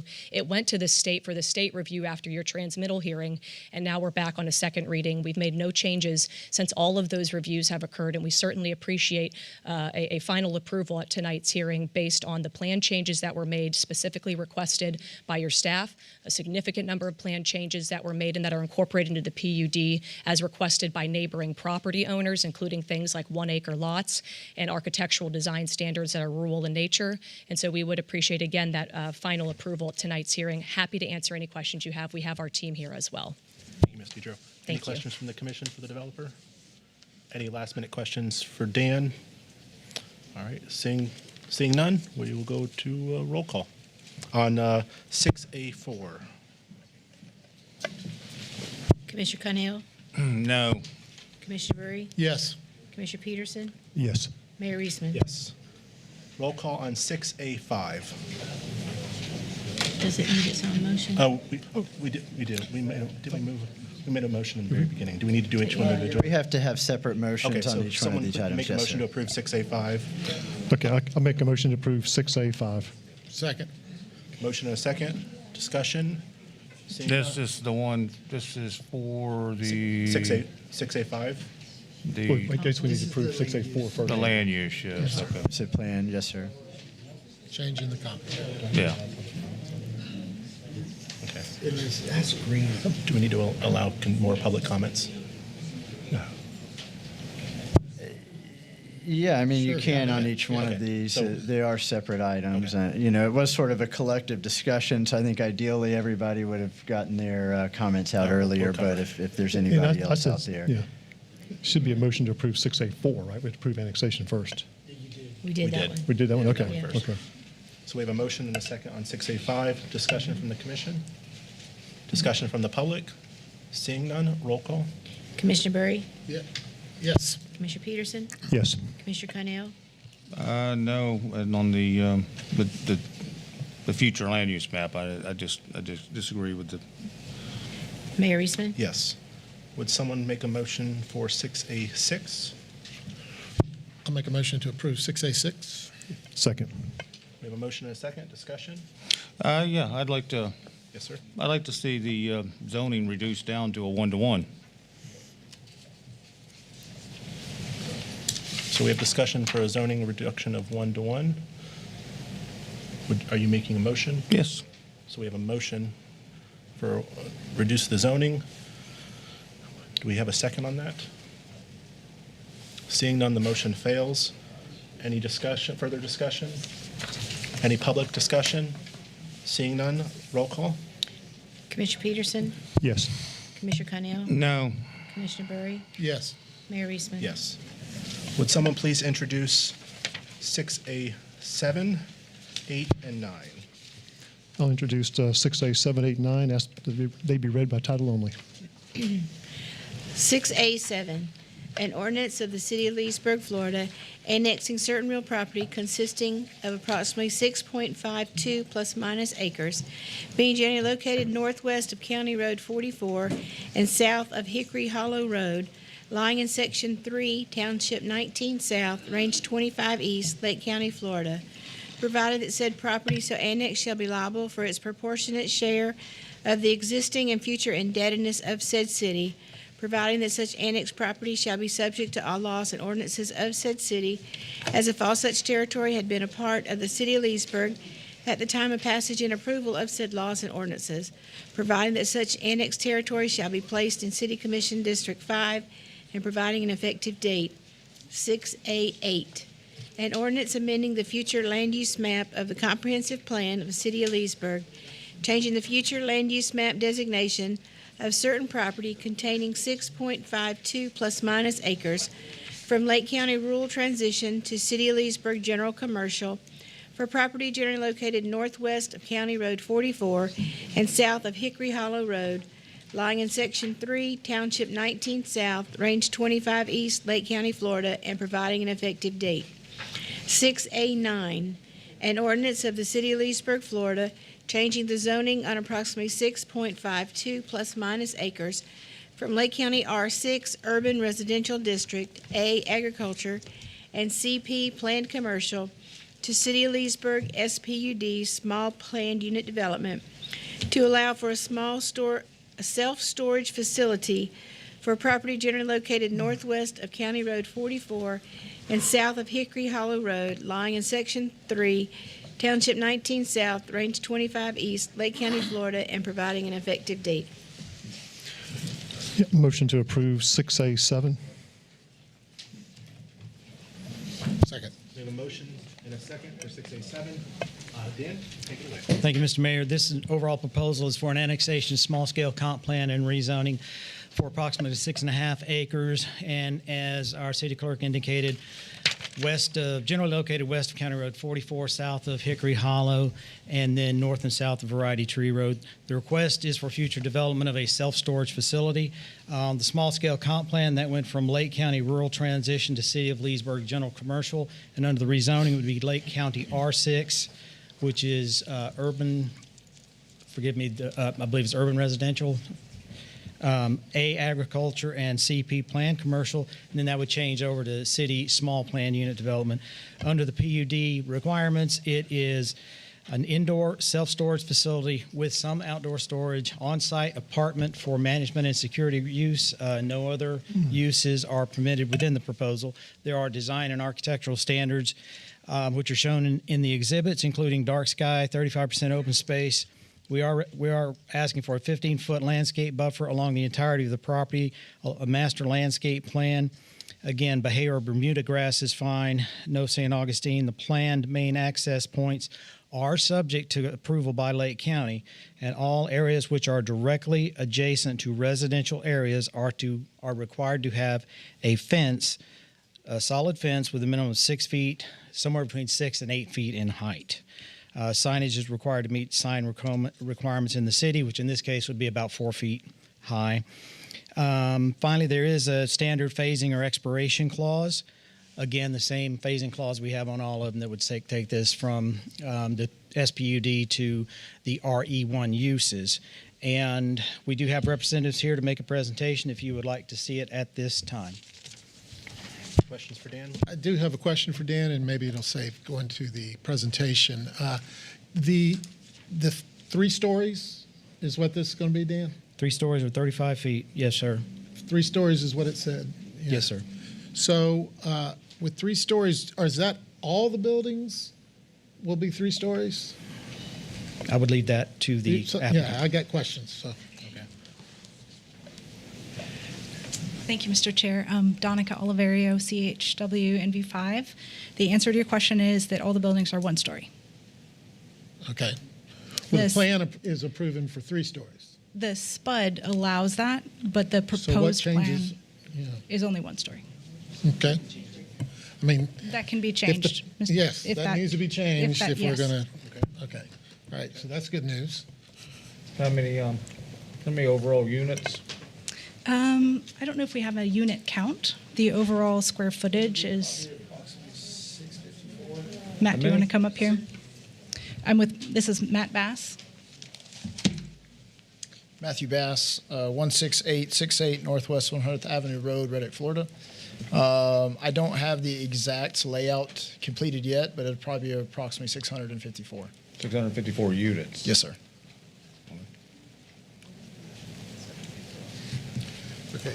And then I had another question with regard to the boundaries. The buffer was only a 15-foot buffer. Is that correct? That's correct. So I was just curious, especially in the area where we have a residential home in the Correct. north, I guess that's the northwest section up there, if we couldn't increase those buffers to 25 in order to give the homeowner a little. Staff doesn't have any objection to that. They might have to shift the site that's- plan, but Yeah, I would like an answer on that. Yes, please. Yeah, come back up. Thank you. Could we go ahead and would you like us to do the presentation and go through it again? That's really, I mean, that's, if the other commissioners would like to have something, that was my two issues.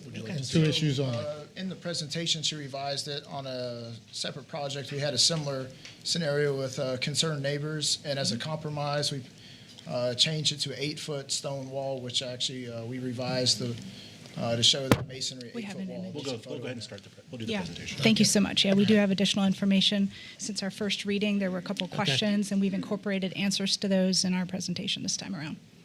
And Dan, I've lost the thing. Okay, just a quick overview, because I know you already know about this project already. This is a low-intensity transitional non-residential use. The intention is to support growth along the County Road 44 corridor. There is going to be an access easement and roadway pavement improvements on Variety Tree Road, which will help the neighbors to the west. And obviously, this will also include connection to City of Leesburg utilities when those are available at the site. Location-wise, again, you'll see where it is. It's just north up County Road 44, just past Orange Bend subdivision, right across the street from Brown's Auto Sales, and just down the street from several other RV parks and RV villages. Here's another close-up view. You can see that there is residential to the west, and there are commercial uses to the east, all along County Road 44. We've got the bank, the pizzeria, and the hair salon. This is our overall timeline. I'm going to skip through that. These are our submittal materials, which I think I went over last time. And here's a little more detail on those. We do have that water and sewer connection covenant, which is a binding agreement between the property owner and the city utilities that when water and wastewater is available to the site, they will go ahead and connect. And this is also an overview of the environmental and natural resources assessment about the site, just confirming that there's no suitable habitat on site for any of the rare species that people might be concerned about. And our traffic statement does point out that there are low traffic volumes on this project. The PM peak total trips are 14. And if you note that the CP zoning, which is that over 3 acres in the center of the site, it allows retail, restaurant, office, medical, hotel, what it's currently zoned for with the county, and that would give you up to 400 plus PM peak trips. So by choosing this project and allowing us to put together the SPUD zoning, you're getting a much lower intensity use than you would otherwise have in Lake County. And here's the conceptual site plan, and this is the image that Matt just mentioned. On that western side, the proposal is to have between a 6 to 8 foot high opaque fence adjacent to that residential side. And it's a little dark on the screen, but that is a faux stone wall that has been used on a similar type project recently. And it doesn't show the landscape in front of it, but that would be the type of material that they would be interested in putting in that place. No matter what it is, it has to be opaque. So that would be wood or vinyl or faux stone, concrete, something like that, so that it has a nice look. There is a 15-foot wide perimeter landscape buffer. Again, 1-story buildings, max 11 to 13 feet in height. Down there at the south entrance, you can see where we've got the 5 parking spaces, 1 office restroom, and the gated entry to the storage area. That Variety Tree Road will have that 30-foot wide easement and pavement installation, which will provide a nicer roadway for residential access to the west. And I think it was a question that we had last time in the first reading about trees. Any existing healthy hardwood trees that exist in that buffer area will be preserved as long as they won't be impacted by grading. All of those will remain. And that will be, those final trees and their locations would be determined during the site plan review part of the process. There will be new landscaping, of course, native species as required by code, nothing invasive or prohibited, and all of the stormwater basins and perimeter buffers would be landscaped, and we are currently meeting 35% open space with this design. Here are the SPUD requirements that Dan referred to briefly. We've got building setbacks, height, open space, site access circulation, dark sky lighting requirements, facade design requirements, signage requirements, screening, open space landscaping and buffer, irrigation, water use, maintenance, stormwater, and utilities. And this is the quick application summary here. Again, it's a low-intensity transitional non-residential use. It is consistent with the land use pattern and character of the surrounding area, supporting current growth along the County Road 44 corridor. Low traffic use with 14 PM peak trips. There is a legal agreement in place to connect to the City of Leesburg water and sewer. There is that easement and roadway pavement improvements on Variety Tree Road. There's only one access point at Variety Tree Road. The north is emergency only. This project does not impact levels of service for water, sewer, traffic, or schools. There's no listed species, no critical habitat, no hydric soils on the site. There are existing hardwood trees that exist in the buffers will be preserved. There are SPUD requirements unique to the site that will make sure that it's landscaped according to city requirements. Proposed use, 1-story buildings, and the proposed use is fenced, secure, and closed at night. And here is a review of all of the code requirements that it meets in the Comprehensive Plan and Land Development Code, and also it does meet all of the requirements in Florida statutes for annexation. The Leesburg Planning Commission unanimously recommended approval of the project, and City of Leesburg staff has reviewed it and recommended approval. And here we are for our second reading. Please let us know if you have any questions. Yes. Question. Okay. Is this strictly always going to be just individual mini warehouses, or could someone come in and basically rent a building and turn it into more of an industrial type use for a business? I think I'll let Matt answer that question. Give me one moment. The answer to that would be no. With the specific design I have with our structural engineers, I don't see how that would be possible. As well, I also don't believe it would go along with what's going to be approved if project is approved here today. But nobody could go in there and rent a half dozen of these warehouses and basically turn it into a business. No. Body shop, whatever, right? We're increasing more and more traffic on 44, or more heavy vehicles coming in and out of there. Commissioner, the correct answer is no, they would not. And you can use the plan unit development section 3A permitted uses, indoor self-storage facility, outdoor self-storage facility, and then go down to C, all uses not specifically permitted by section 3A are considered prohibited. So that would be based on the PUD alone. My interpretation, that would be illegal. And I would take that up with the city I attorney. agree with that interpretation. Thank you, Yes, sir. Thank you, Dan. Any more questions? Yeah, back to your fence Sure. picture. And that's just an example of one that was Yeah, that was used I'm more recently. interested, the 6 to 8 foot high opaque, you have it kind of north-south section. So What about on the south side of the adjacent property owner? What's there? south side. Well, I mean, I'm talking about the house in the corner.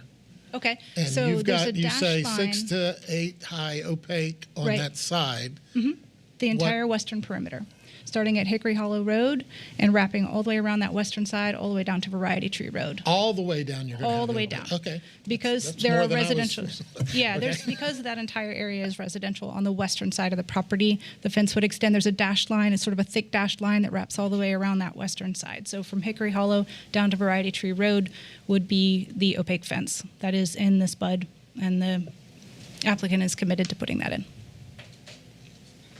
And the landscape buffer is on the inside? I mean, So the landscape buffer would be between the property line and the wall. So when you Gotcha. look at it, like this wall right here, So 15 you would feet see the and an landscape opaque on the wall. outside of the wall. Correct. Okay.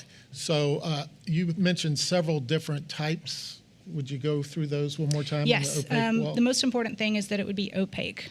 So it would be, color. it could be wood, it could be vinyl, it could be faux stone, it could be, and this is like a concrete faux not stone, see-through. as long as it, So is that Correct. something we need to decide which The one? commission has historically not liked vinyl okay. and wood. So I would believe the prefer a faux applicant, stone. I believe the applicant is So, open to whatever the And I would commission like to feels would see, be appropriate. the 8 foot versus the 6 foot. Okay. I think So it's that I would be in agreement with 8 foot and. Yes, an 8 foot and the- masonry wall would be ideal, such as the photo. I was trying to see if I could pull up and you could have more of a more colorful photo. It's a little bit difficult in my opinion. I'm not sure what your screen looks like, but it's not That's the most good. clear. You can see it. But yes, Yeah, I would, the 8 foot masonry The wall. 8 foot masonry wall, Yes. yes. I would be in favor of that, to vote yes. We can add a condition to that. On the Totally in agreement. entire western perimeter, right? Yep. Yep, that's already part of the plan. Any other comments from the commission?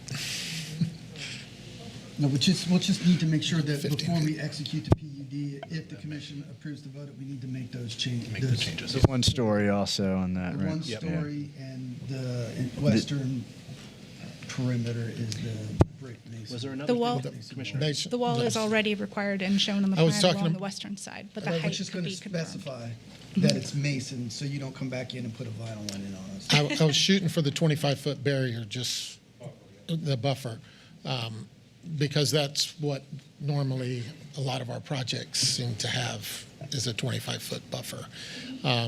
Mr. Mayor, that With would be, the- yeah. we would have to change the site plan Right. quite a bit in order to accommodate an additional 10 feet of 10 space feet. on the perimeter. But with the fence going all the way around at 8 foot, I can live with the 15-foot buffer. And I don't have a strong opinion on the, earlier I heard 6 to 8 feet. I guess my question is, are the neighbors going to dislike an 8-foot fence? Okay, I mean, I don't have a strong preference. I just point that out, but otherwise I'm fine. I mean, if I lived next door, I'd take a 6-foot fence and the buffer over an 8-foot fence, but that's just me.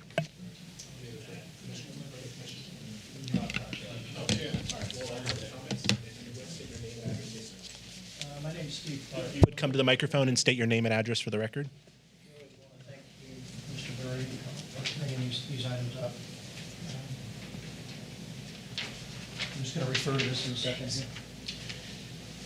Steve Clark at 9844 Hickory Hollow Road. So that is my property that is boarded 50%, both the south side and the east side border my property. So it's going to significantly change everything there for me, both in value and experience, right?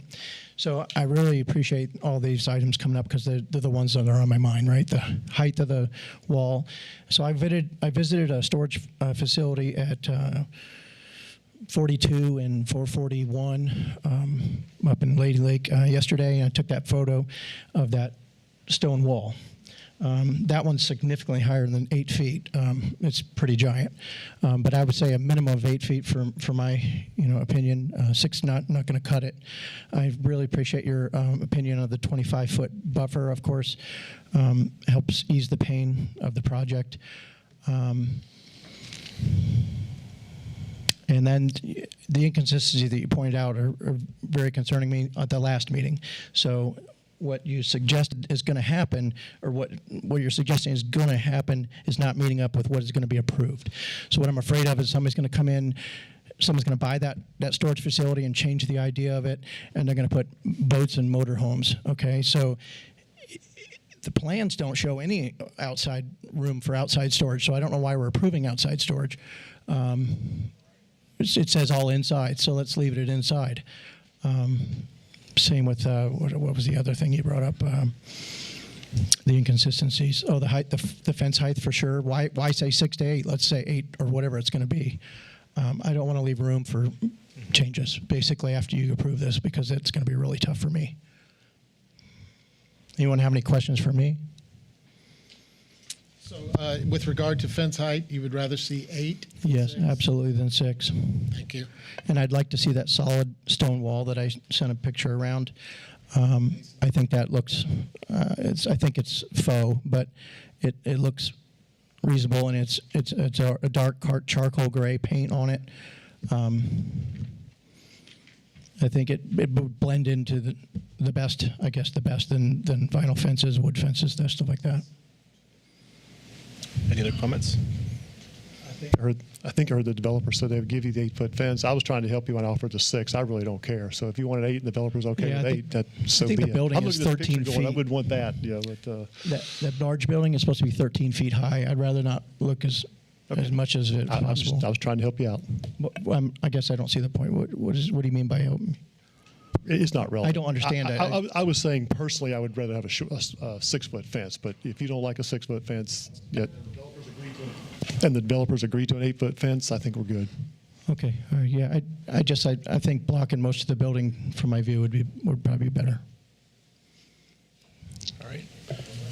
Any other? Thank you, sir. Thank you. Any other public comments?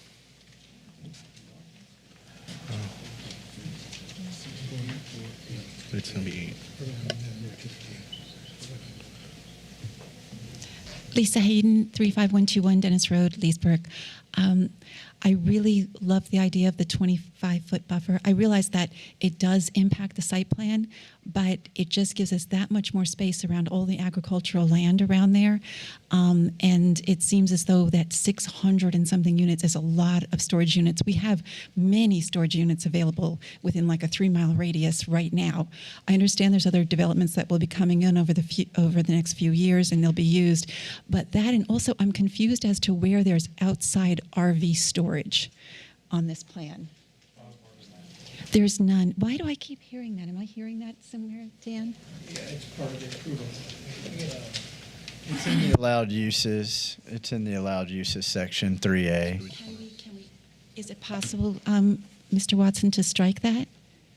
That not my call. It can be stricken from the agreement, yes, but Because it's not my decision. I was thinking that like an 8-foot fence with a nice buffer, does give you that, trajectory. You won't see it, but if there's big RVs parked next to that fence, you'll still see them. So that's what I'm a little confused because. If the commission's will is to remove that, it can be removed from the agreement. Yes, ma'am. Okay. Is that possible to think about that, Mayor Reisman? That would be a motion from one of the other commissioners. I can't make a motion. Oh, okay. All right. Well, Commissioner Cannell, would you make that motion? if it so pleases you. Okay. I thank you very much for your time.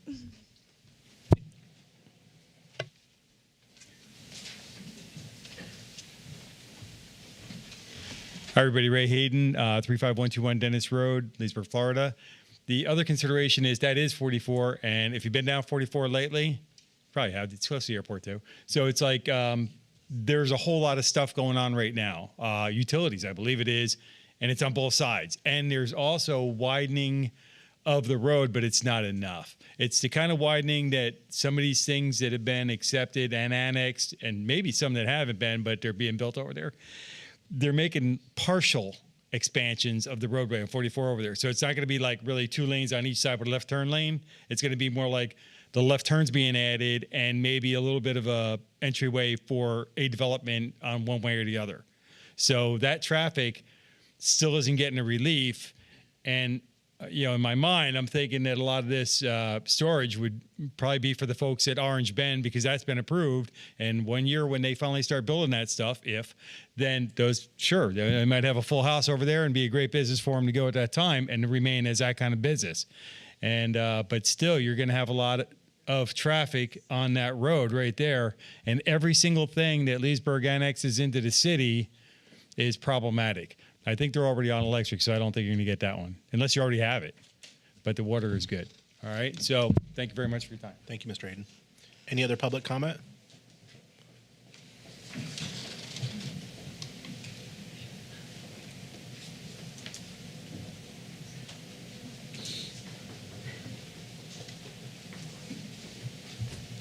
Yes, ma'am. Linda James, 9705 Hickory Hollow Road, Leesburg. The only thing I really want to say is to add about the traffic. There are so many accidents right there at 473 and 44. We are always hearing ambulances and police sirens in our community at that area. I don't know if you've done any studies to see how many accidents are really happening, but I think you should. And I agree it's just going to cause a lot more potential accidents, especially if people coming in with their moving vans or big trucks. I don't know. It's still going to be a problem, even if it's just cars. Again, I'd really like you to take a look and find out just how many accidents occur there, because I always am hearing sirens, and the traffic's really dangerous. Any other public comments? We'll close public comments. Any final commissioner comments? I have a couple. Yes, sir. I concur that 44 is a very bad road. The traffic on that road is absolutely horrible. It's a 2-lane road for the most part. I will assure you that it's next to impossible to pass on that road unless you pass illegally through a double line or on the side shoulder of the road. So you get behind somebody, you're stuck behind them. But people get impatient. And, even though I know this is mini storage and, the stats are going to show mini storage doesn't attract a tremendous amount of traffic, but you're still talking about 600 and something units. That's going to draw more traffic onto this road, and I just don't think this road needs any more traffic for the time being. It's absolutely just like I said. I mean, on top of it on being a 2-lane road all the way, and there's literally nowhere to ever pass anybody. It literally runs east and west. I mean, in the morning and the afternoon, you can see nothing on there. And then to add additional traffic, I just think it's just not a good idea to put any more traffic on this road. If this project was anywhere else in the city, it had adequate road system for it, I would be for the annexation of it. But I just don't think we need to add to an existing problem on 44 with the traffic. Now, any other commissioner comments? Seeing none, we have a motion and a second on 6A7. Roll call. Oh, Yeah. Oh, wait. Hold on one second. Yeah, we did. Before I make my amendment, I would like to ask a question. So if we amend the PUD to 1-story only, Yes, sir. you guys are good with that? Okay. If we amend the PUD to an 8-foot masonry fence, you're good with that on the entire western border? Okay. And you said, is this indoor or outdoor now? Or is it, we keep saying indoor, outdoor. Is there I know kind of a plan? the SPUD currently calls for indoor or outdoor. Typically, the way my intended use is to be all indoor climate controlled units. However, generally, most of the time speaking, we normally will build all but probably 2 buildings in phase 1.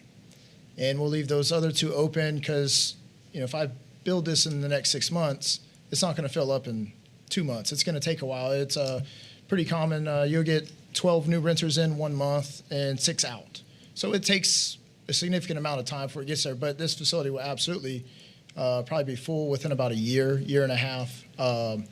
And then, so a lot of times at the beginning phases, if it's allowed, they will rent out boat and RV on the 2 open spots. They'll bring in gravel. If it's not allowed, it's not the end of the world. We'll just leave it out. And then in phase 2, come back in a year and just, throw the 2 last buildings. So it'll take about 2 months. When you talk about the 2 open spaces, is that what the north, I guess the northwest corner of it would be the open? So- Just behind that 8 to 10 high opaque fence? Is there a laser on this? Is that the- No.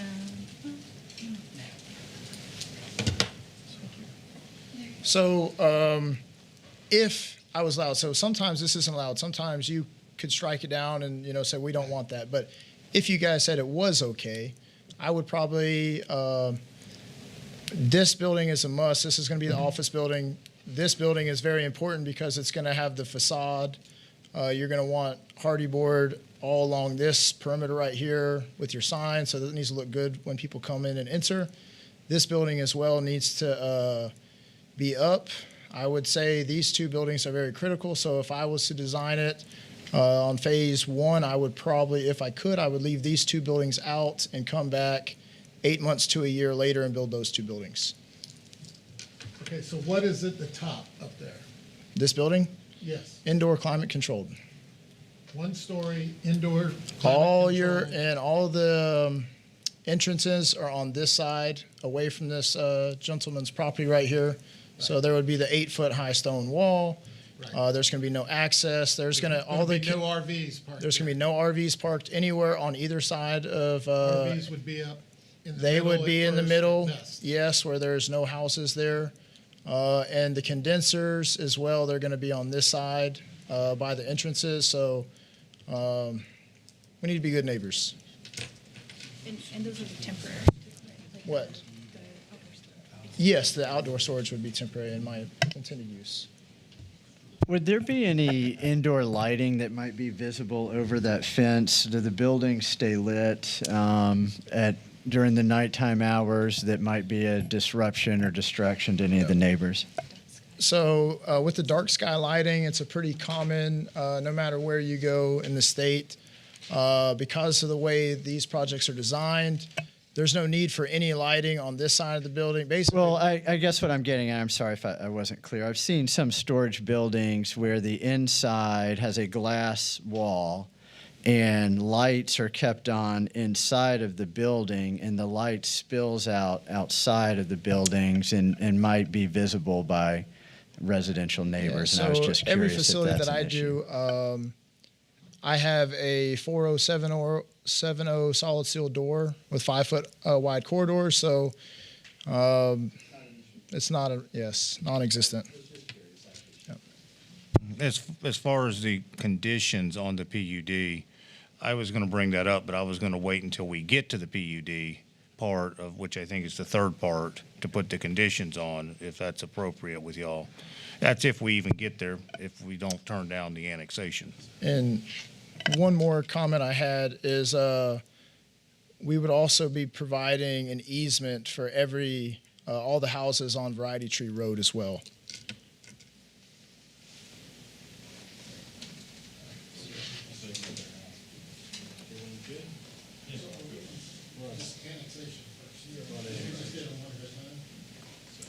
We have a motion and a second on 687.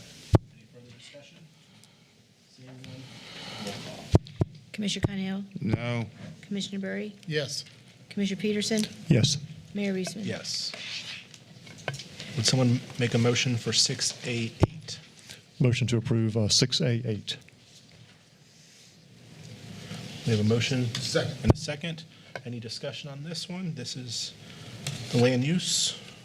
Seeing none. Any public comments on this? Roll call. Commissioner Burry? Yes. Commissioner Peterson? Yes. Commissioner Connell? Yes. Mayor Reesman? Yes.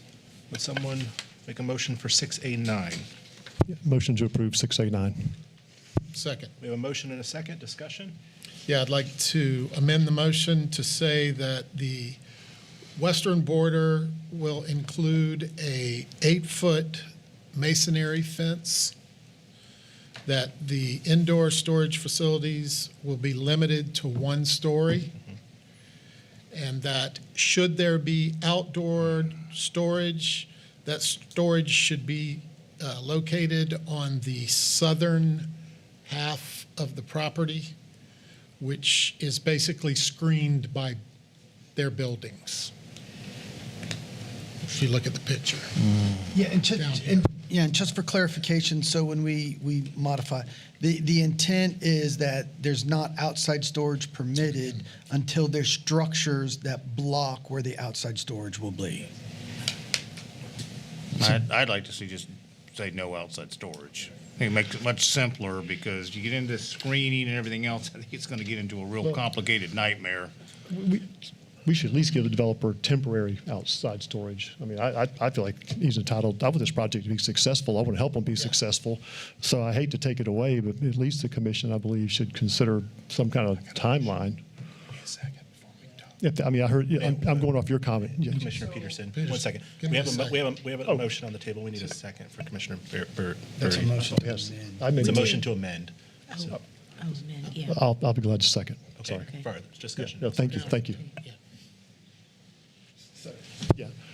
So my point is, I think that the guy, when he builds this, he's going to need potentially some outside storage to help pay the rent until he can build all his buildings. I'm just saying that storage should not occur closer to the residential homes and should be screened by his buildings. That's my purpose in that.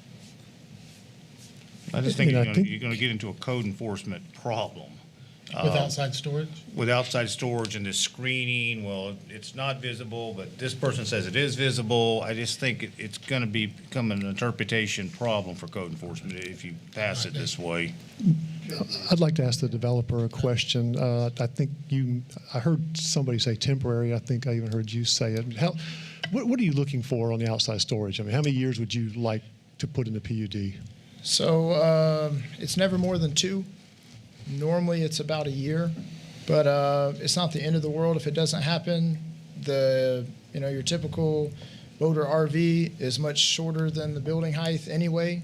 I can't really, I completely understand what your concern is, but I kind of have to have the buildings up first before I can, because I have to have my CO to get the site signed off before I could even park anyway. So, But you answered my question. I mean, I was willing to give you by 2 or 3 design, I years, have so to you're have, being very the flexible. buildings will be up already anyway, just because I have to have them.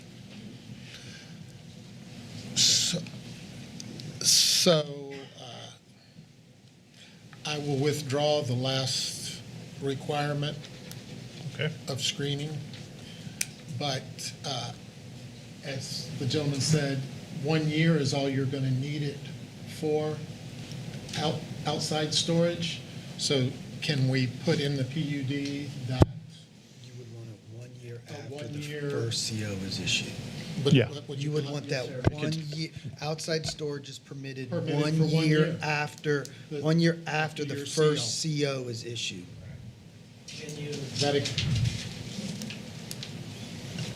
You will or will not allow. He's out- saying he'll permit outside storage for 365 days after 1 the year. first CO is issued. Okay. So we that's can do that. so that could be a CO on anything. you good with But that? if you I specifically would want support to 2 say years if he after a needs it. CO on the office building, or I would just leave it at CO. It's only a year. Right. 1 year after a CO Is issued. is issued, then outdoor storage may begin 1 year after that CO. Got it. All right. 1 year. It would expire 1 year. It would only be allowed for 1 year from the CO, and then it would terminate after the 1 year 1 period. year only. Yes, sir. Yes. He was amendable to that.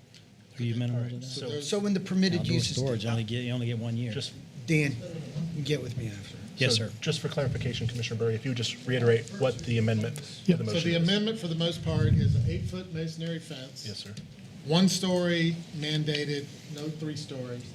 And that we will allow for outside storage for 1 year after he Mr. receives the CO. On the first building. On the first building. And he's asking for 2. And I would support it. I'll go for 2, sure. Okay. We could change that to 2. All right. So,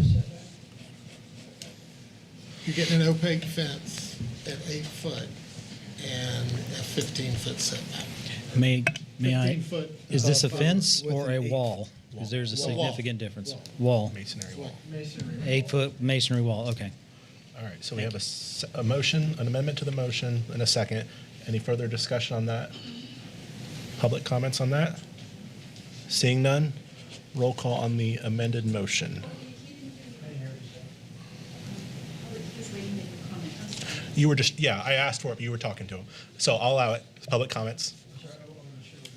We're allowing public comments on the amended motion, which is what Commissioner Burry stated.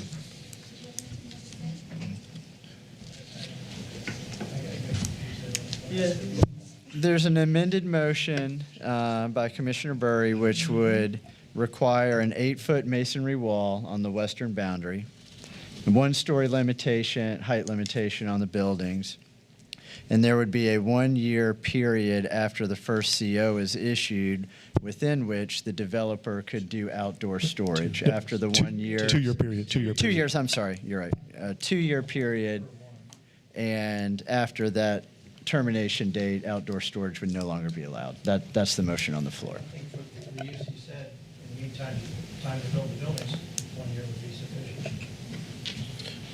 Yeah, I don't know why he needs to. I mean, I'm not sure why we're even allowing outdoor storage, but I mean, I don't know why 1 would not be more than sufficient, but.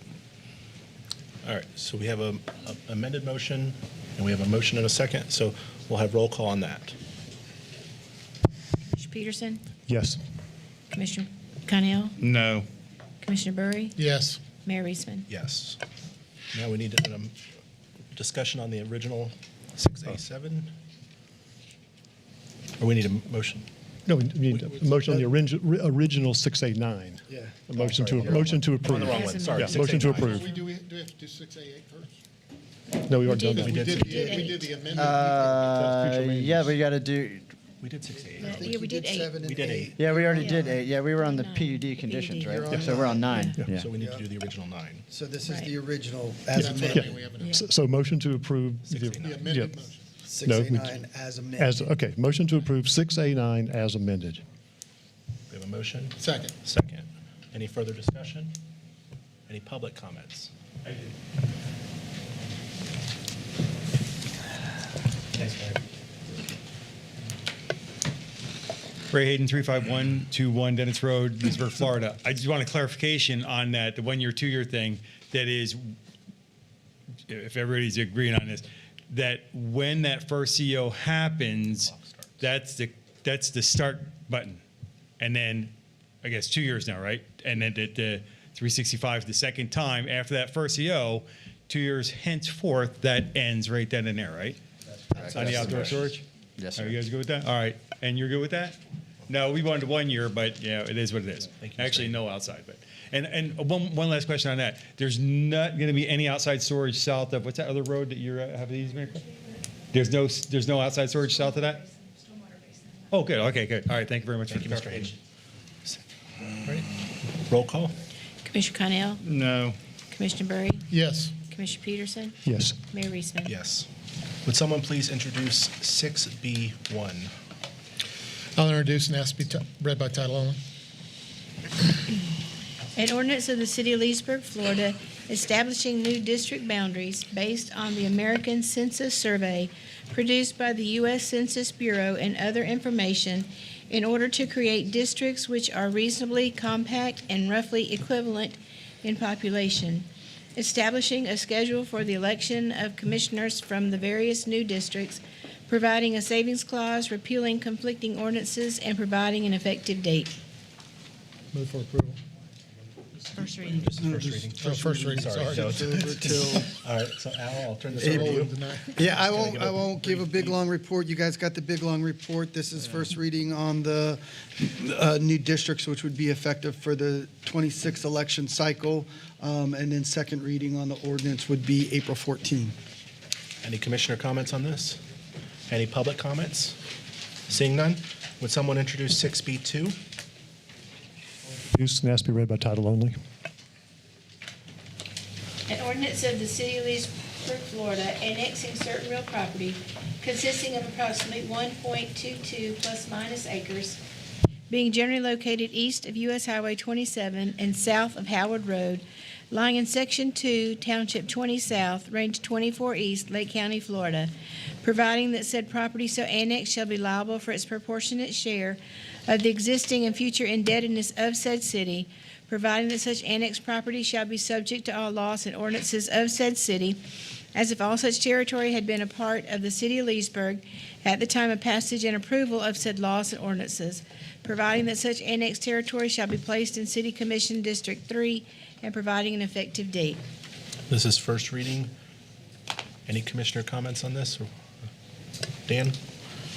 Just a brief. Very briefly, this is 1.2 acres located east of US 27 south of Howard Road. It's a very small annexation going from Lake County urban, low density to city general commercial and to city C3, so there's not a PUD, there's no conditions. It currently has a small parking area and a 3-suite office building.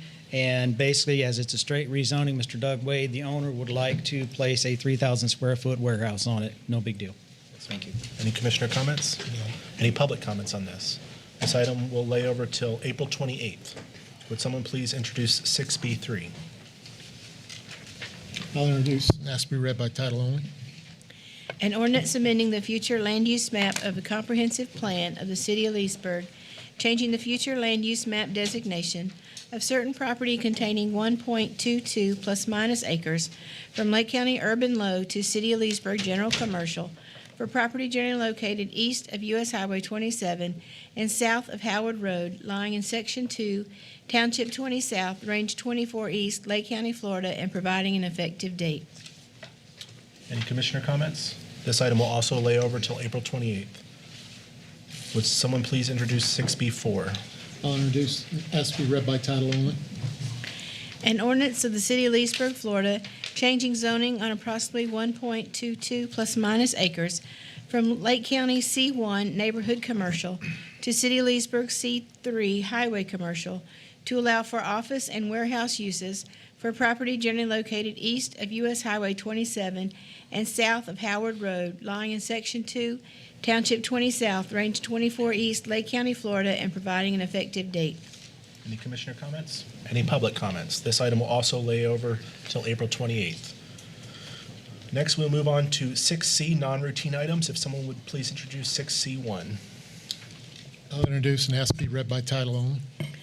Resolution of the City Commission of City of Leesburg, Florida, amending the fiscal year 2024-25 budget to appropriate $198,184 to be split equally between the water and wastewater funds, allowing the creation of 4 new utility service technician positions and associated operating expenses for the purpose of meter reading and providing an effective date. Move for approval. We have a motion and a second. Discussion? Al? If you want a presentation, Paul is here. If you don't, basically what we're doing on this is we're recommending that because our meter reading contract is expiring at the end of the fiscal year, which is September 30th, Paul Austin, our new finance director, is recommending to us that we shift meter reading for water, which covers water and sewer billing, back to internal services. We think the long-term cost is going to be about the same, and we have more control. We're going to need an additional expenditure this year to bring on the people, buy their cars, hire the people, get them trained, so that by October 1, we're ready to go. So barring any questions, if you all are okay with that, if the approval of the motion amends the budget, and then Paul endeavors to start the training process and bring on the 4 new utility techs. Any commissioner comments? No. Any public comments? Seeing none, roll call. Commissioner Murray? Yes. Commissioner Peterson? Yes. Commissioner Connell? Yes. Mayor Reesman? Yes. Moving on to informational reports, city attorney items. Reports. Thank you, Mr. Mayor. Thank you, city manager, or city attorney, city manager. I have none. Have none. Roll call. Commissioner Peterson? Tonight. Commissioner Connell? No, ma'am. Commissioner Burry? Nothing tonight. Mayor Reesman? You know me, just a couple things. So this Thursday is the chamber breakfast at 7 o'clock. Hopefully you all can make it out there. And then on March 29th is the Woodland Block Party. And then Thursday, April 3rd is one of my favorite events is the Leesburg Fish Fry down at Moat Morris. And then April 9th, I hope to see all of you out at the groundbreaking for Susan Street. And with that, I'll take a motion for adjournment. Second. Motion to adjourn. Second. Meeting adjourned.